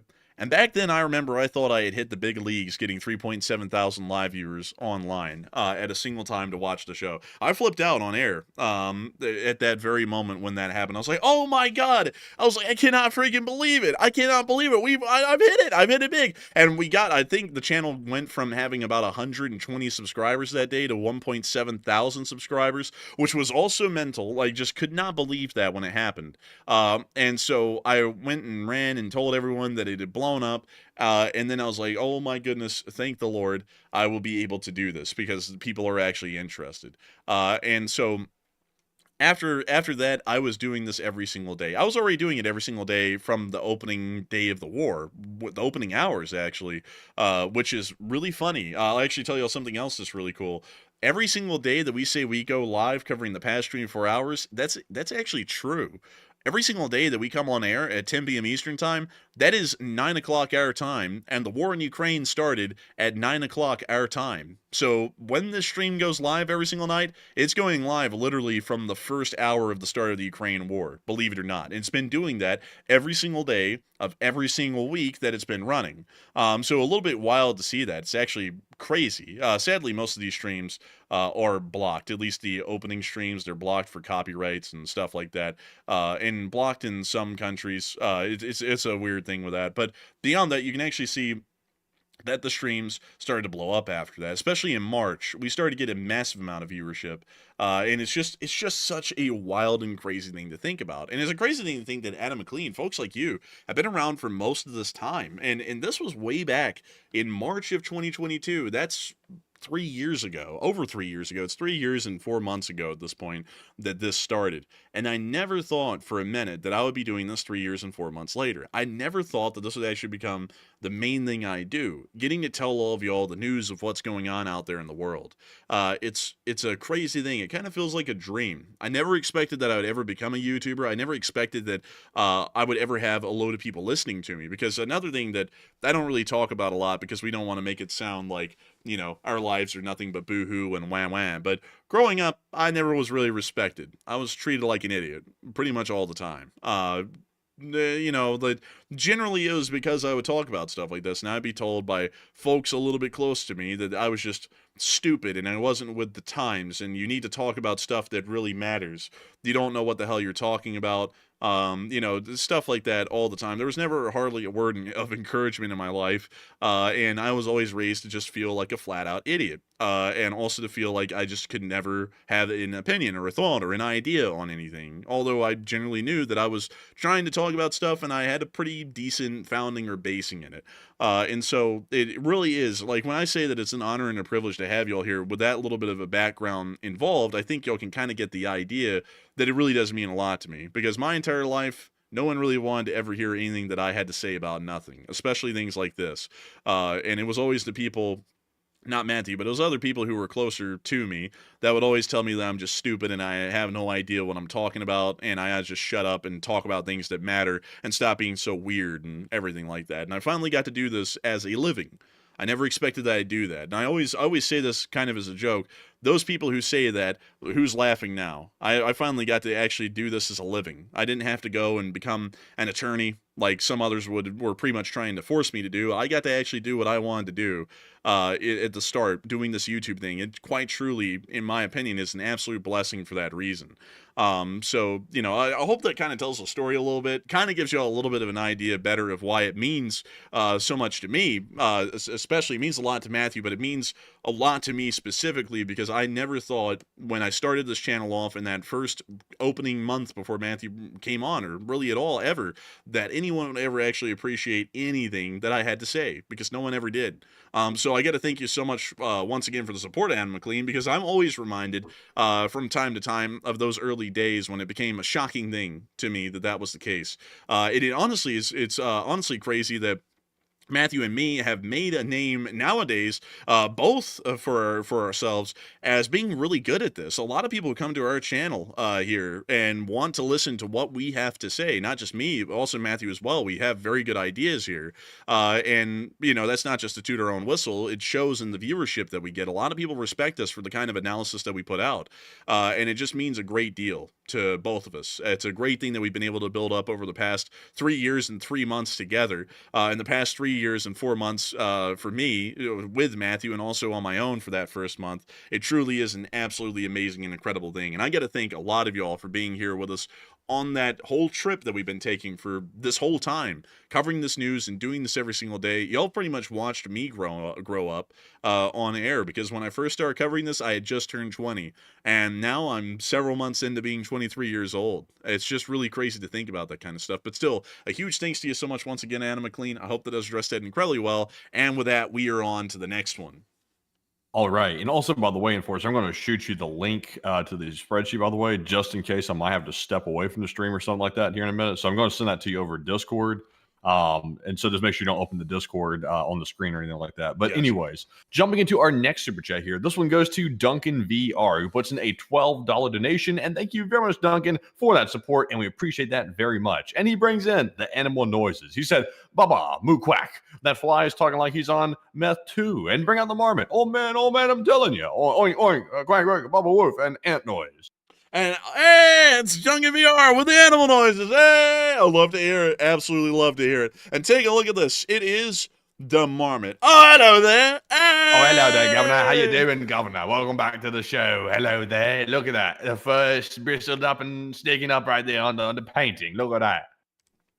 Aw, man, his fur is sticking up because he has a job, unlike me. I'm unemployed. Aw, man. Oh, dear, Governor. What a bastardly fly he is on there. Look at him. That bastard little fly. Oh, dear. Shut up down there. Aw, man, I might have beefed with everyone, but somehow everyone just goes out of their way to beef with you. Aw, man, I don't even know why. That's absolutely crazy. But beyond that, it is the Marmot and the Fly segment. I gotta thank you massively for support, Duncan VR, and helping this channel to keep running. Because if it wasn't for folks like you, we wouldn't be able to be here, and we wouldn't be able to have an LSA stream. We wouldn't be able to have an LSA stream if it wasn't for those animal noises. And I gotta thank you massively for that. Because you've been helping this channel to keep running for a long time, and you've helped the Marmot to become a image of the channel, and along with the name Alan, who was provided by Confarelli, a great viewer and friend of the channel as well. And I gotta say that it's an absolutely amazing thing. Incredible, quite truly. And so with that, I thank you so much once again. I hope that does address that incredibly well. And with that, we are on to the next one. All right, and our next one here goes to Rubber Duck, who puts in a $10 donation. And thank you very much, Rubber Duck, for that $10 support. And we do appreciate that very much. And they said failsafe in the video just means the drones are not connected via a radio signal, which these weren't. And also, these were piloted via 4G and 5G. Interesting. I thank you for sharing that, because we actually didn't know that information going into the stream tonight. And so a big thanks to you once again for support and providing critical information and details about how the drones were used and operated in the attack, because if it wasn't for folks like you, we wouldn't be able to know. And so with that, a big thanks to you so much once again. I hope that has addressed that incredibly well. And with that, we are on to the next one. And this one goes to Joe Foster, who puts in a $10 donation. And thank you very much, Joe Foster, for that support. He said, match me, Chad. Match me. Oh, match you. What did they just say? Like 10 to something? Well, swipe right. Man, but beyond that, I got to thank you for the support and helping this channel to keep running. If it wasn't for folks like you, we wouldn't be able to thank you for the support. We wouldn't be able to be here tonight. And I also got to say, no one has to match them. If you want to, you can, but you don't have to, because support is entirely voluntary, folks. Nobody's supporting you to. We're not going to be like one of those, people out there who's like, yes, praise the Lord, and if you give money to me, it'll come back to you. We're not going to be like that. That's just a scam. If you want to support the channel, you can. If you don't want to, you don't have to. It's entirely up to all y'all. But I do thank you massively for support and wanting people to match you. That's incredibly kind of you, but I always want people to know that it is going to be voluntary and not something that we're trying to compel people to do. But a huge thanks to you so much once again. Hope that has addressed that incredibly well. And with that, we are on to the next one. And our next one goes to Noah Ater, who puts in two $10 donations. And thank you very much, Noah, for that support. He said, what are your thoughts on the U.S. Army being a few days away from turning 250? And happy 250th B-Day, U.S. Army. Hey, I got to say, it's great to hear. It's very interesting to hear. I heard that they're going to be having a military parade in Washington, D.C. for the 250th birthday of the Army. It's a little bit odd, though, because I never saw that the Marine Corps got a military parade for its 250th birthday. So a little bit weird that we're doing one for the Army and not for the Marines and the Navy and everything. But hey, I guess, that's it's a little coincidental that is happening at that time. Jeez.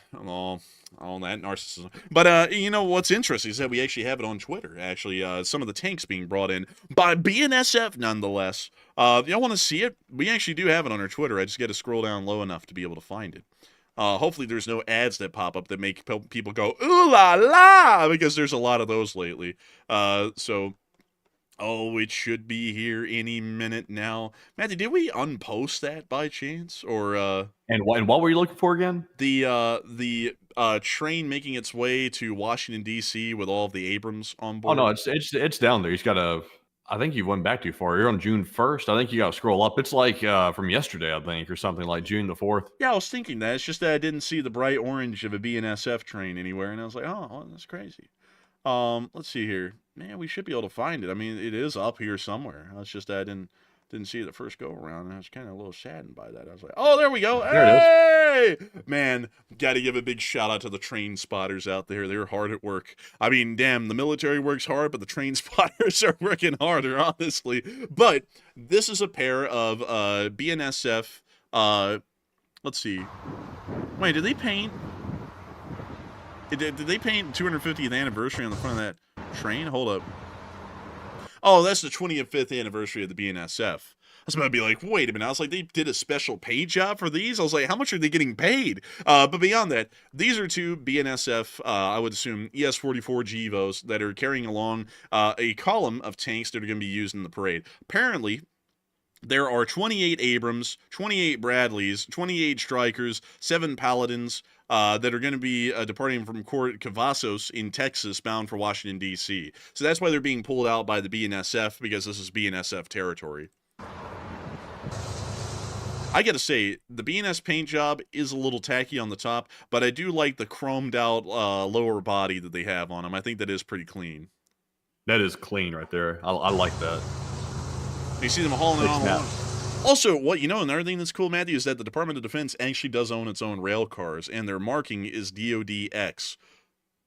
Oh, that's pretty cool. Yeah, it's pretty neat. They actually do have their own flat cars and stuff for military transport.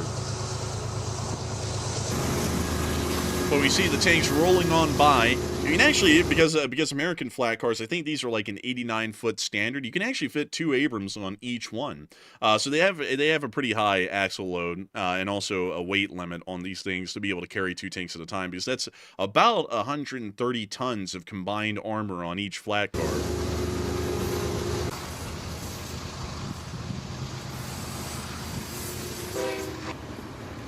We also see them bringing the support equipment for the tanks specifically. Look at that.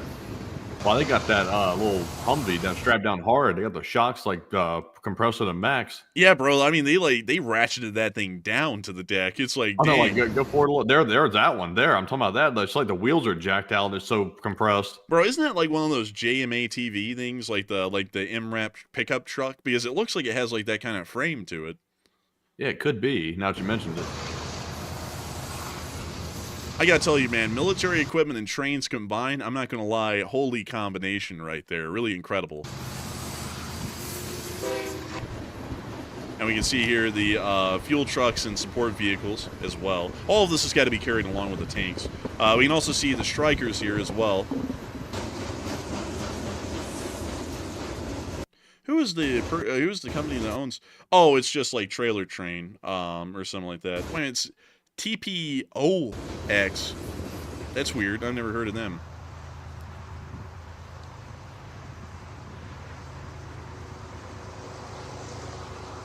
Military trains are cool, I gotta admit. But that was the end of the train right there. But still, I have heard about it. Really interesting here. I like that the Army is having a parade for its birthday, but I do have to point out, because I'm not wanting to get political here, but I do have to say this because I do find this a little bit weird. How come the Marines and the Navy didn't have a parade for their 250th birthdays, but the Army does, and it happens to be that their birthday lines up with the birthday of the president? Just got to say, folks, that looks a little bit odd to me. Because if you look, Marine Corps age. No, I want a Marine Corps branch age. Okay, no, I want to find when the Marine Corps. How many years old? How many years old is the Marines? Well, let's just pull that up. We'll get the answer. It's 250 years old as of this year, on November 10th of 1775. Have y'all heard any plans for a military parade on November 10th? No, you haven't. How about the Navy? Let's go look at the Navy. It's 248 years old. It was officially established How is it 248 years old, but it was established in 1775? Wouldn't that mean that it's going to be 250 years old this year? That math in my head that's too deep. Hold up, man. I got to do the math on that one because I'm pretty damn sure it's 250 this year, not 248. So 25 minus 1775. So it's going to be 250 years old as well on October 13th. Have y'all heard anything about a Navy parade for the 250th anniversary of the Navy? No. So why the hell is the Army the only one getting a birthday parade? And it happens to just line up exactly with the birthday of the president. Like, I'm not trying to say that that's the reason why the parade's being held, but that's a little bit weird. What are you trying to say here? What I'm trying to say is that it's a little bit weird that that's happening and no other branch is getting a parade. That's what I'm trying to say here. Like, if we're going to do parades for each branch, why in the hell are the other ones not being planned yet? That's something that I'd have to say right there, to be honest. Someone, of course, got a little offended that we're pointing this out. But hey, make it make sense, man. Like, why the hell does the Army get a parade and the Navy and the Marine Corps don't? And their birthdays are also this very same year, and it's their 250th birthdays as well. The Marines are going to go do that thing where they, like, rent out, like, a ballroom somewhere, and they have, like, the cake, and then they watch, like, the little video about the Marines and their best Marines and everything. They're going to do that again. They're not going to have a parade. And then all of a sudden, the Navy is just is uneventful. I don't even think they do shit for that. And then the Army's the only one to get a parade. Like, it just doesn't make a lot of sense to me. But with They're that, gonna tear those DC streets up, tear them up. I say rip them up. They need new streets anyway. man. Also, someone got angry, said, "Shut the f up." No, I'm sorry. It's my show, buddy. I'll keep talking. And also, because it's the Army is a little stupid because it's like, don't we respect all service members? It's like, it's not like the Army gets special boy treatment. It's the Army. Like, it's like, shouldn't we be giving all the branches special boy treatment because they're all special little boys of the Republic? Like, that's what I think. But anyways, also, another thing is that if we're celebrating the 250th of this and that, which is a sesquicentennial, why the hell is the president not declared any sesquicentennial celebrations for the U.S. as a whole? Considering, I don't know, the country has just shit it out because YouTube doesn't like us saying this. But we'll wait for that to come back. You can still hear me, Matthew? I can hear you now, yeah. Okay. It's like here's my thing, folks. Okay, we're all big on the 250th anniversary of the Army. Now, as someone who is a historian, why the hell are we not big on the 250th anniversary of the U.S. of A? Because the 250th anniversary of the Battle of Lexington Concord just happened in April. And also on top of that, the founding of America on July 4th, 1776 will have happened 250 years ago on July 4th of next year. Why are we hearing of no preparations or major national celebrations for that year coming around of 2026? Why are we not hearing about that? So the Army is so special that it even exceeds the U.S. in terms of importance as a country itself. And we're going to have a parade for its birthday, but we're not going to have any nationally mandated at a federal level major sesquicentennial celebrations of any other branch or the country itself or anything. It just makes no sense to me. And I'd have to be entirely honest, now that I kind of worked myself into this, it's generally a parade for the president's birthday, not a parade for the Army. That's why it's going on. And just for that premise alone, I don't like that. If it was all for it being sesquicentennial celebrations and it was across the board, we were having sesquicentennial celebrations for the U.S. as a country, as well as every single branch of the armed forces, I would be all for it. But at this point, it appears that this is the only this is a chance being taken to have a good excuse to guise it as a national celebration of the Army, but it's really more so something else. That's what I'd say. But with that, I hope that does address that somewhat well. And also, I see Philip Fix LSA saying they kicked off 1 year celebration for the 250th anniversary of America. In some ways they have, but it's not really a national thing, at least from what I know here in Alabama. It's more so of a privately done thing with stuff like American Village and stuff like that. It's not something that's being done at a federal level. And so with that, I hope that does address that somewhat well, at least in my opinion. But I feel like if we're going to do sesquicentennial celebrations, it ought to be across the board and not just because it happens to line up with the president's birthday. That would be my opinion. But anyways, with that, we are on to the next one. And this one goes to Ed, and Ed puts in a $10 donation, and thank you very much, Ed, for that support. He said, Enforcer Matt Irish Ed here, and welcome back, Ed. He said, currently the USA gives their pilots a super meth drug for long flights, and LSA rules. And wait a minute, Ed, which one? You talking about the military? Or you talking about the commercial world? Because in the commercial world, that is a no-go.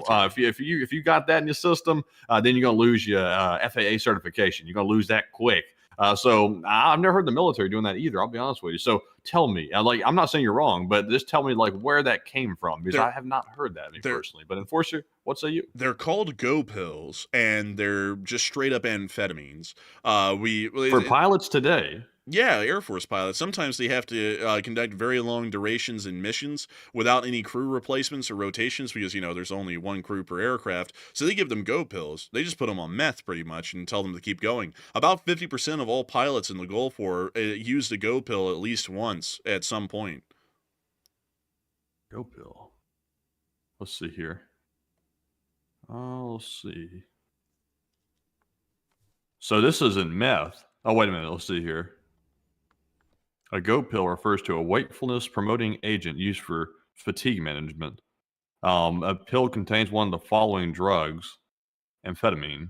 Methamphetamine, having been used historically, it's no longer approved for use by the U.S. Air Force. So they put in a little bit of that modafinil, which is a wakefulness-promoting drug. What the hell is modafinil? Because it sounds like something. Let's see. It's used to treat narcolepsy, sleep disorder, and excessive daytime sleepiness and sudden sleep attacks. Modafinil keeps you awake. Common side effects of modafinil include anxiety, insomnia, dizziness, and headache. Oh, wow. Let's see here. Some might have a panic attack while you're being kept awake on your mission in the Air Force. No. Let's see here. Interesting. So it's not like a methamphetamine. It's just a stimulant. It's a dopamine reuptake inhibitor, which basically just keeps you awake. So they got away from the methamphetamine. Man, back in the day, though, they were handing out straight meth in the Gulf War. Like, back in 1991, they were still handing out methamphetamine pills. But it says it was just during the Second World War. Oh no, dude! Like the Gulf War, dude. Like there was congressional hearings on it, and in the congressional hearings, I think it was like an Air Force physician. They're like, "Yep, it was generally all of the pills we were given were mostly made up of methamphetamine." And I was like, "What?" Because I also thought, like you, Matthew, it was something that would have ended way back in the day, like when that kind of a thing was still somewhat acceptable. But apparently, at least in the Gulf War, there was like literal meth being handed out to some pilots to keep them going.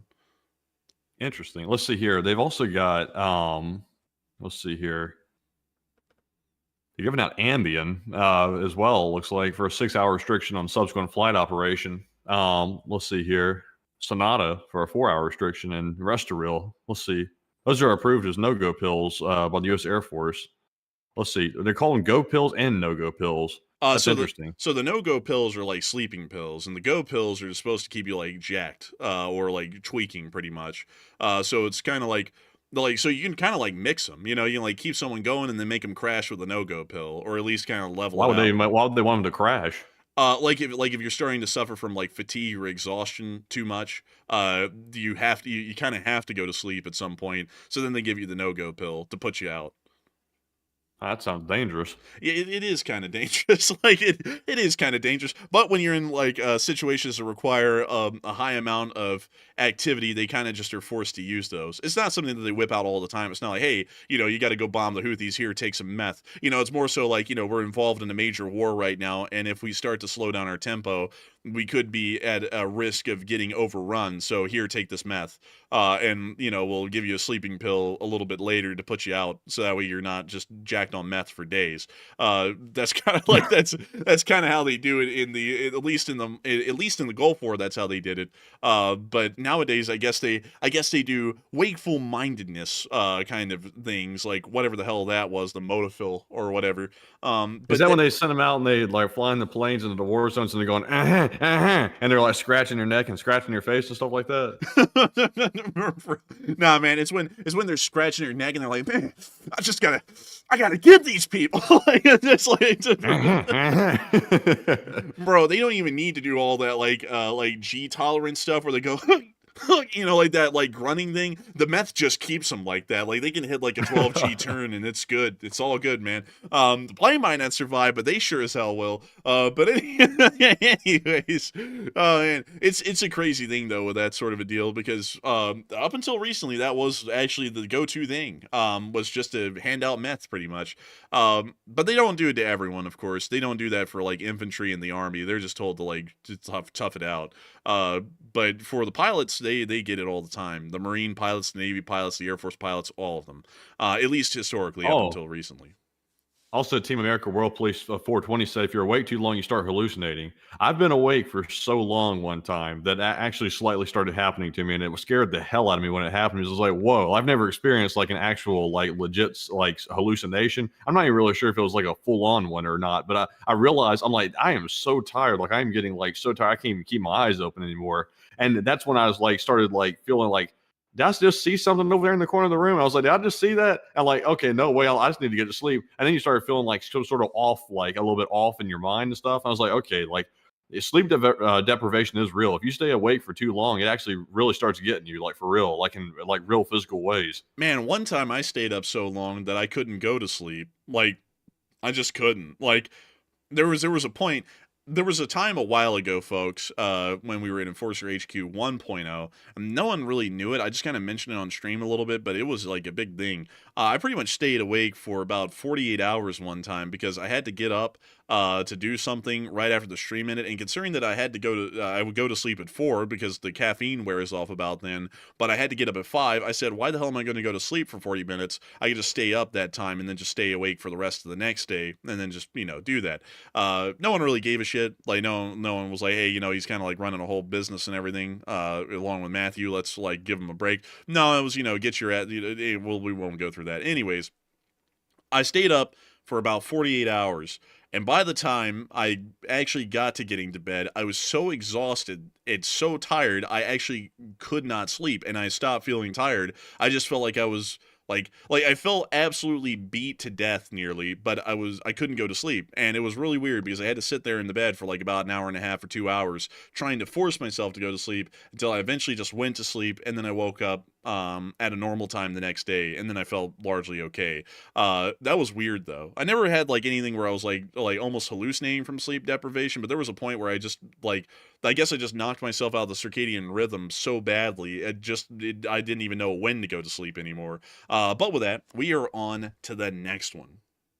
All right. So our next one here goes to Snowy, who puts in a $6 donation. And thank you, Snowy, very much for that support. They said, we all know Putin is crazy, but eventually he'll be gone. But will Medvedev replace him? And how dangerous do you think, do you guys think he would be? And I got to thank you so much for the support. And I'd have to say that generally, I don't believe that Medvedev will be replacing Putin anytime soon. I have a feeling that Putin is probably going to be in power for a little while. Also, let me take that off screen really quickly. That was not supposed to show up on the main screen right there. Lucky it didn't load in all the way. We don't want to show you all the behind the scenes operations around here. But beyond that, I'd have to say, I thank you so much for the support, Putin. And I'd have to say that I don't really think we have to worry too much about Medvedev. I think Medvedev will be okay. He'll be all right for the large part, at least. You just say thank you for the support, Putin.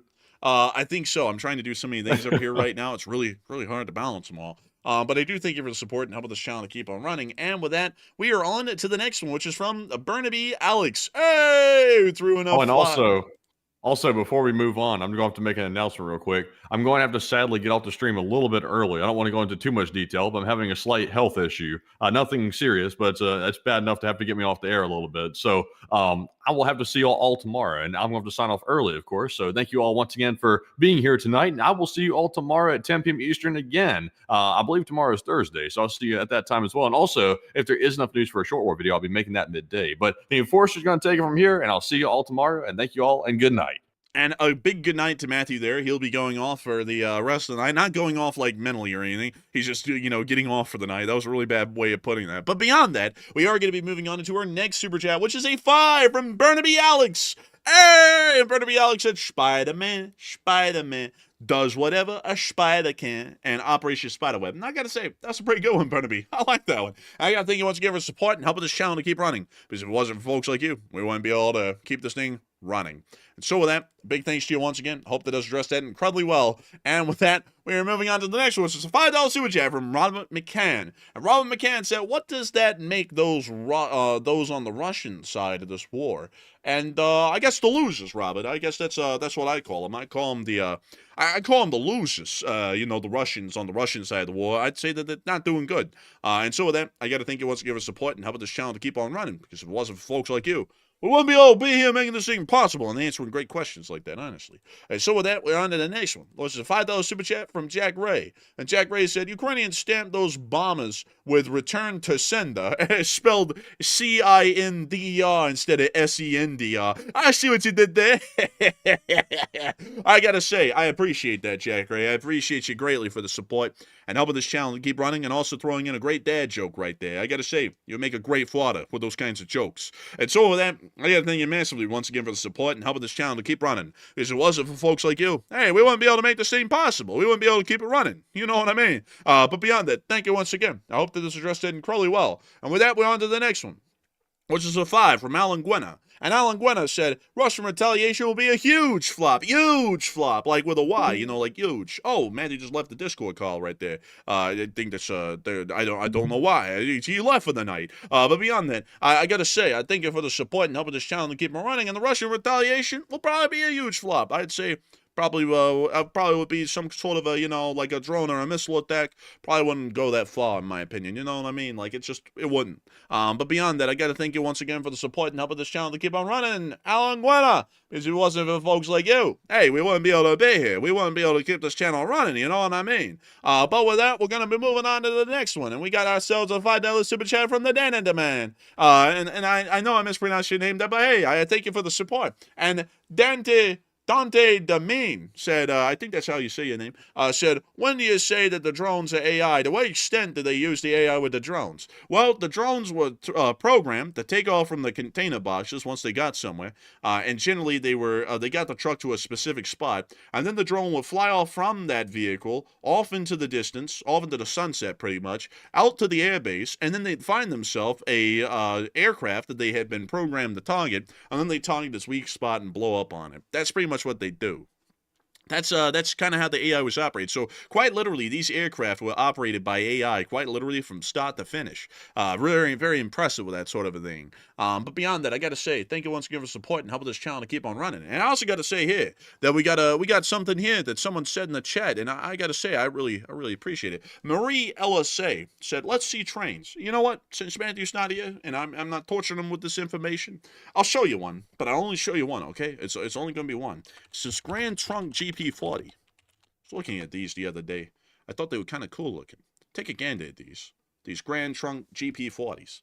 I gotta say that they're quite interesting to me. Very interesting indeed.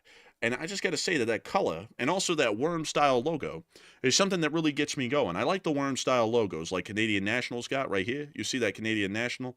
Right there, how they have the worm-shaped logo. And also this one has the worm-shaped logo. It kind of reminds me of that same text font like NASA. I find these things to be pretty interesting. And also their paint job's pretty neat. Another one that I really like is that Chicago Northwestern. Let me go show you all that one here real quick. Take a gander at these Chicago and Northwestern GP40s. I got to tell you, it's a very wildly interesting kind of a thing to see these Chicago and Northwestern GP40s. And I really like them a good bit. I mean, like, they're pretty cool looking. They're very colorful. It's not really like Union Pacific. It's a little bit different. And another one that I really like this railroad. One day, I hope to do like a little model train layout with them. Burlington Northern. Look at that layout. Look at that color right there. I mean, I like that green color mixed with the black and the white trim. It just looks clean. Like, who couldn't like this? I mean, I don't know who wouldn't like this. It's really cool to me. And I like to say, what the hell's going on with Discord here? Okay, I finally appear to have left a call, at least right there. I don't know why the hell that keeps doing stuff like that. But beyond that, I like the Burlington Northern. What can I say? It's a pretty cool railroad. They got a nice paint job. And I mean, it's a mixture of the Burlington and Quincy and the Great Northern. And the Great Northern was a pretty cool railroad as well. And also Lord Zoth just said, what did I just show up to? Well, you showed up to the question segment, buddy. What do you expect here? I'm just playing with you, by the way. Don't take that seriously. But beyond that, I like these Burlington Northern trains. And another train that I like, another one that I like quite well, actually, are those Southern Railway Southern, well, actually Southern Pacific and Southern Railway GP40s. Take a gander. Take a gander at that. That is actually an ST40 with a high nose. But I like the Southern livery. The Southern liveries look clean. And then I also like the Southern Pacific ones. And have y'all seen the Southern Pacific with the bloody nose livery? Y'all got to check this out. Look at that. That's classy right there. That is classy, I gotta admit. I like myself a GP40. GP40s actually overtook the F unit as my favorite locomotive. I love GP40s. They're just incredible stuff. And it's just a great railroad. And also, Jack Jill, you're right. The Burlington Northern, it doesn't exist anymore. It actually merged with the Atchison, Topeka, and Santa Fe to create BNSF, which is that big railroad today that has the orange locomotives. And I'll show you those real quick. So this is the BNSF. This is what the Burlington Northern and the Santa Fe merged into. But this is what the locomotives look like. They're this orangish color. And I know how they got it. They mixed the red with the green, and it ended up coming out orange. And that's how they picked the color of the trains, hence the merger. But beyond that, you're absolutely right. The Burlington Northern doesn't exist anymore. You can actually see here somewhere where they mentioned the two companies that merged together. Here you go. The Burlington Northern, right here. And the Burlington Northern was a really cool railway because it actually was a merger of other two great railroads, which would have been, and let's see here. Oh yeah, the Great Northern. Where the hell is the Great Northern? They do not include it here, do they? Here we go. The Great Northern Railway. That one right there. Now, this is a cool railway. The Great Northern is historic. It went from Chicago all the way out to Seattle, in that kind of a general area. These trains are famous because this is the famous, this train company ran the famous Empire Builder, and you can see that their logo still dot the northern part of the lower 48, and also the Pacific Northwest still to this day. It was a very influential railroad for its time.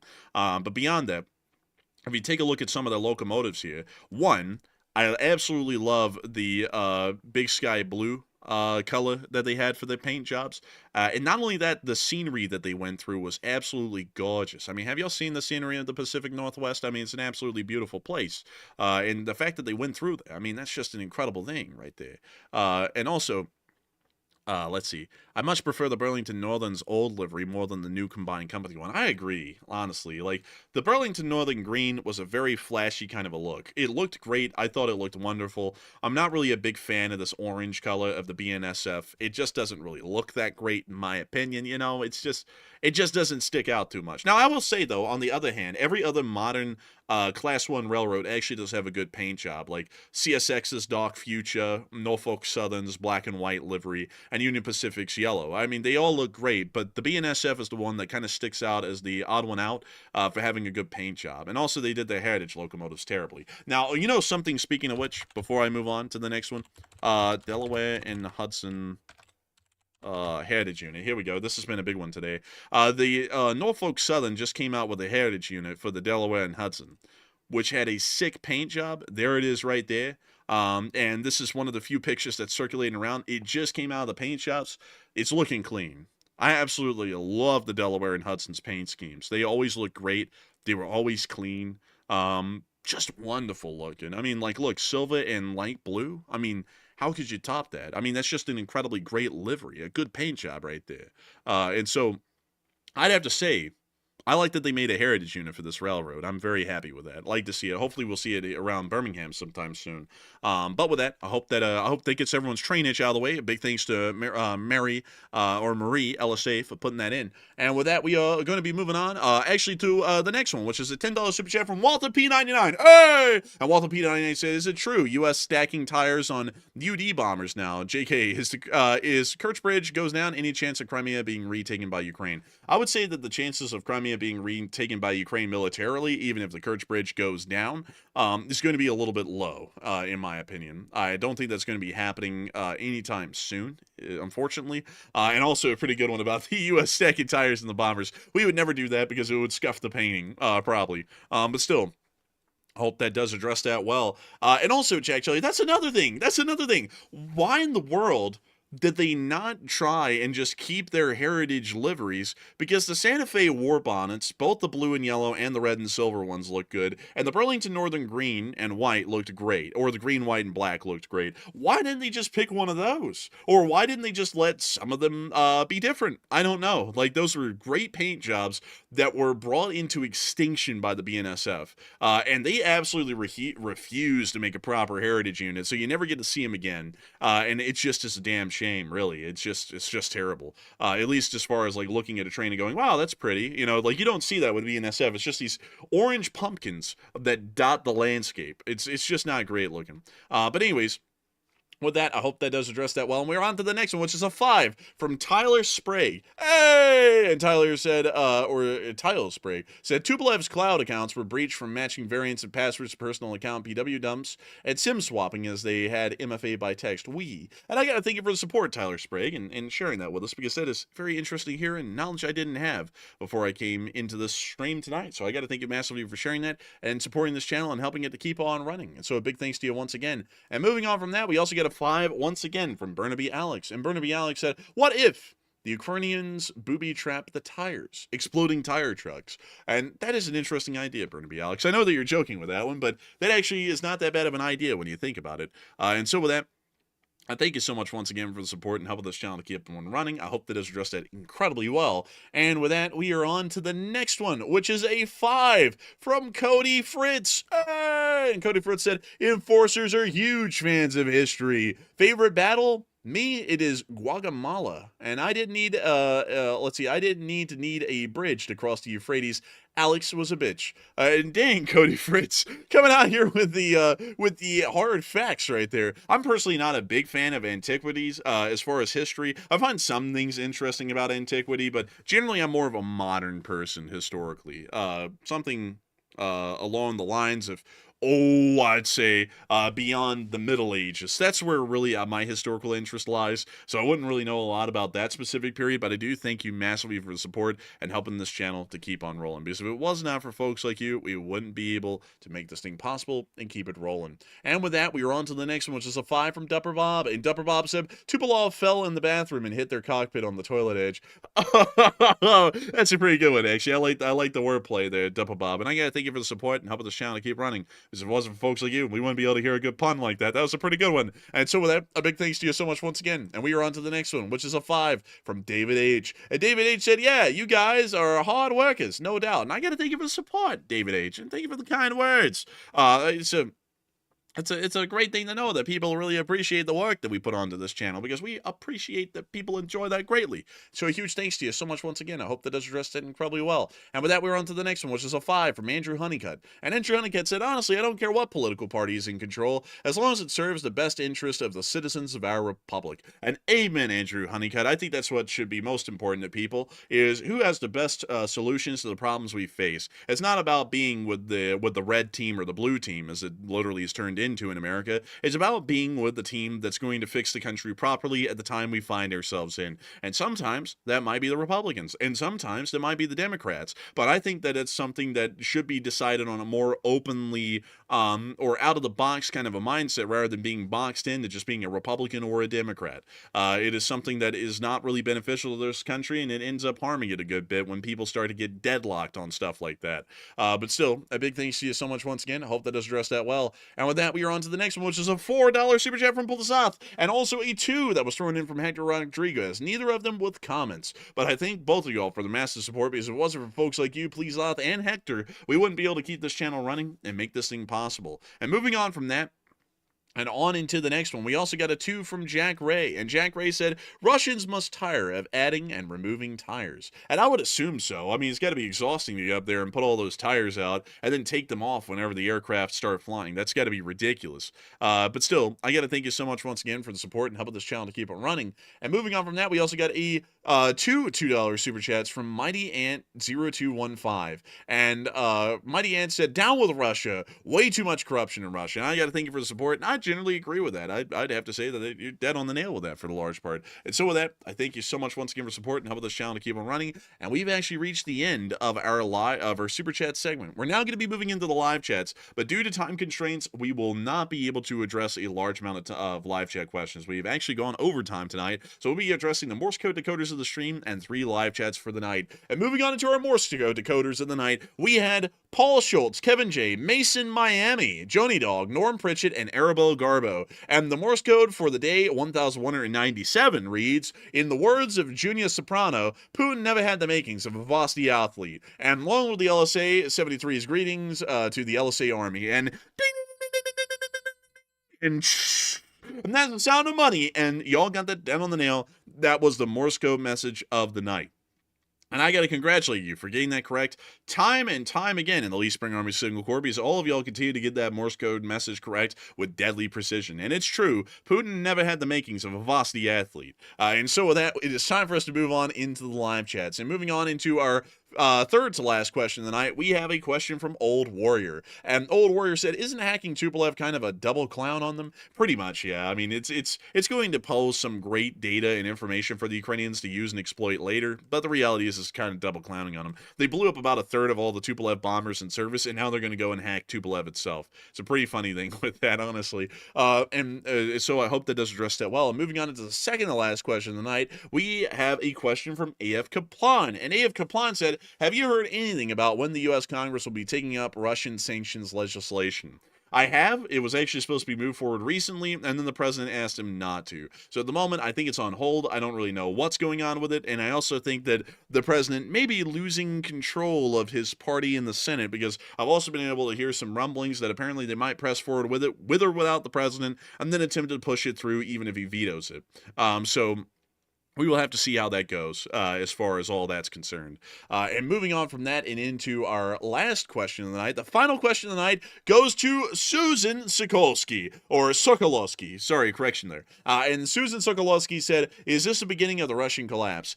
And the Russians have been kind of in a slow state of collapse for quite some time at this point. I would say really for about the past year and a half, 2 years for sure. And I would say it's not the beginning of the Russian collapse. It's really more so kind of in the mid-course at this point. And we're going to be seeing its terminal phase probably within the next 2 years, I would assume, if things keep going the way they are. It seems that is really, without a doubt at this point, that it'll be going that way. But still, I hope that does address that the best I can, and we have reached the end of tonight's stream. I got to thank all of y'all so much once again for watching tonight. It's been an absolute honor and a pleasure to be able to cover this stream with each and every single one of y'all. Like I was saying earlier, it's always been an honor and a pleasure to have so many people here with our stream every single night. There's still 6.5 thousand of y'all here right now. Which is a far cry from what we used to do on the streams. The first time the channel ever blew up, we got to a peak viewership of 3.7 thousand people live, and I thought we had really made it big then. And now we're rounding out a stream with the lowest viewership we saw the entire time at 6.5 thousand people. I cannot say it again, and I really want to tell you all this tonight, especially since I have a little bit of a moment to round this thing out. That I am absolutely honored personally, and I know Matthew is as well, with all of y'all watching. But I cannot put it into enough words how much it means to us that we actually do have folks that appreciate what we say.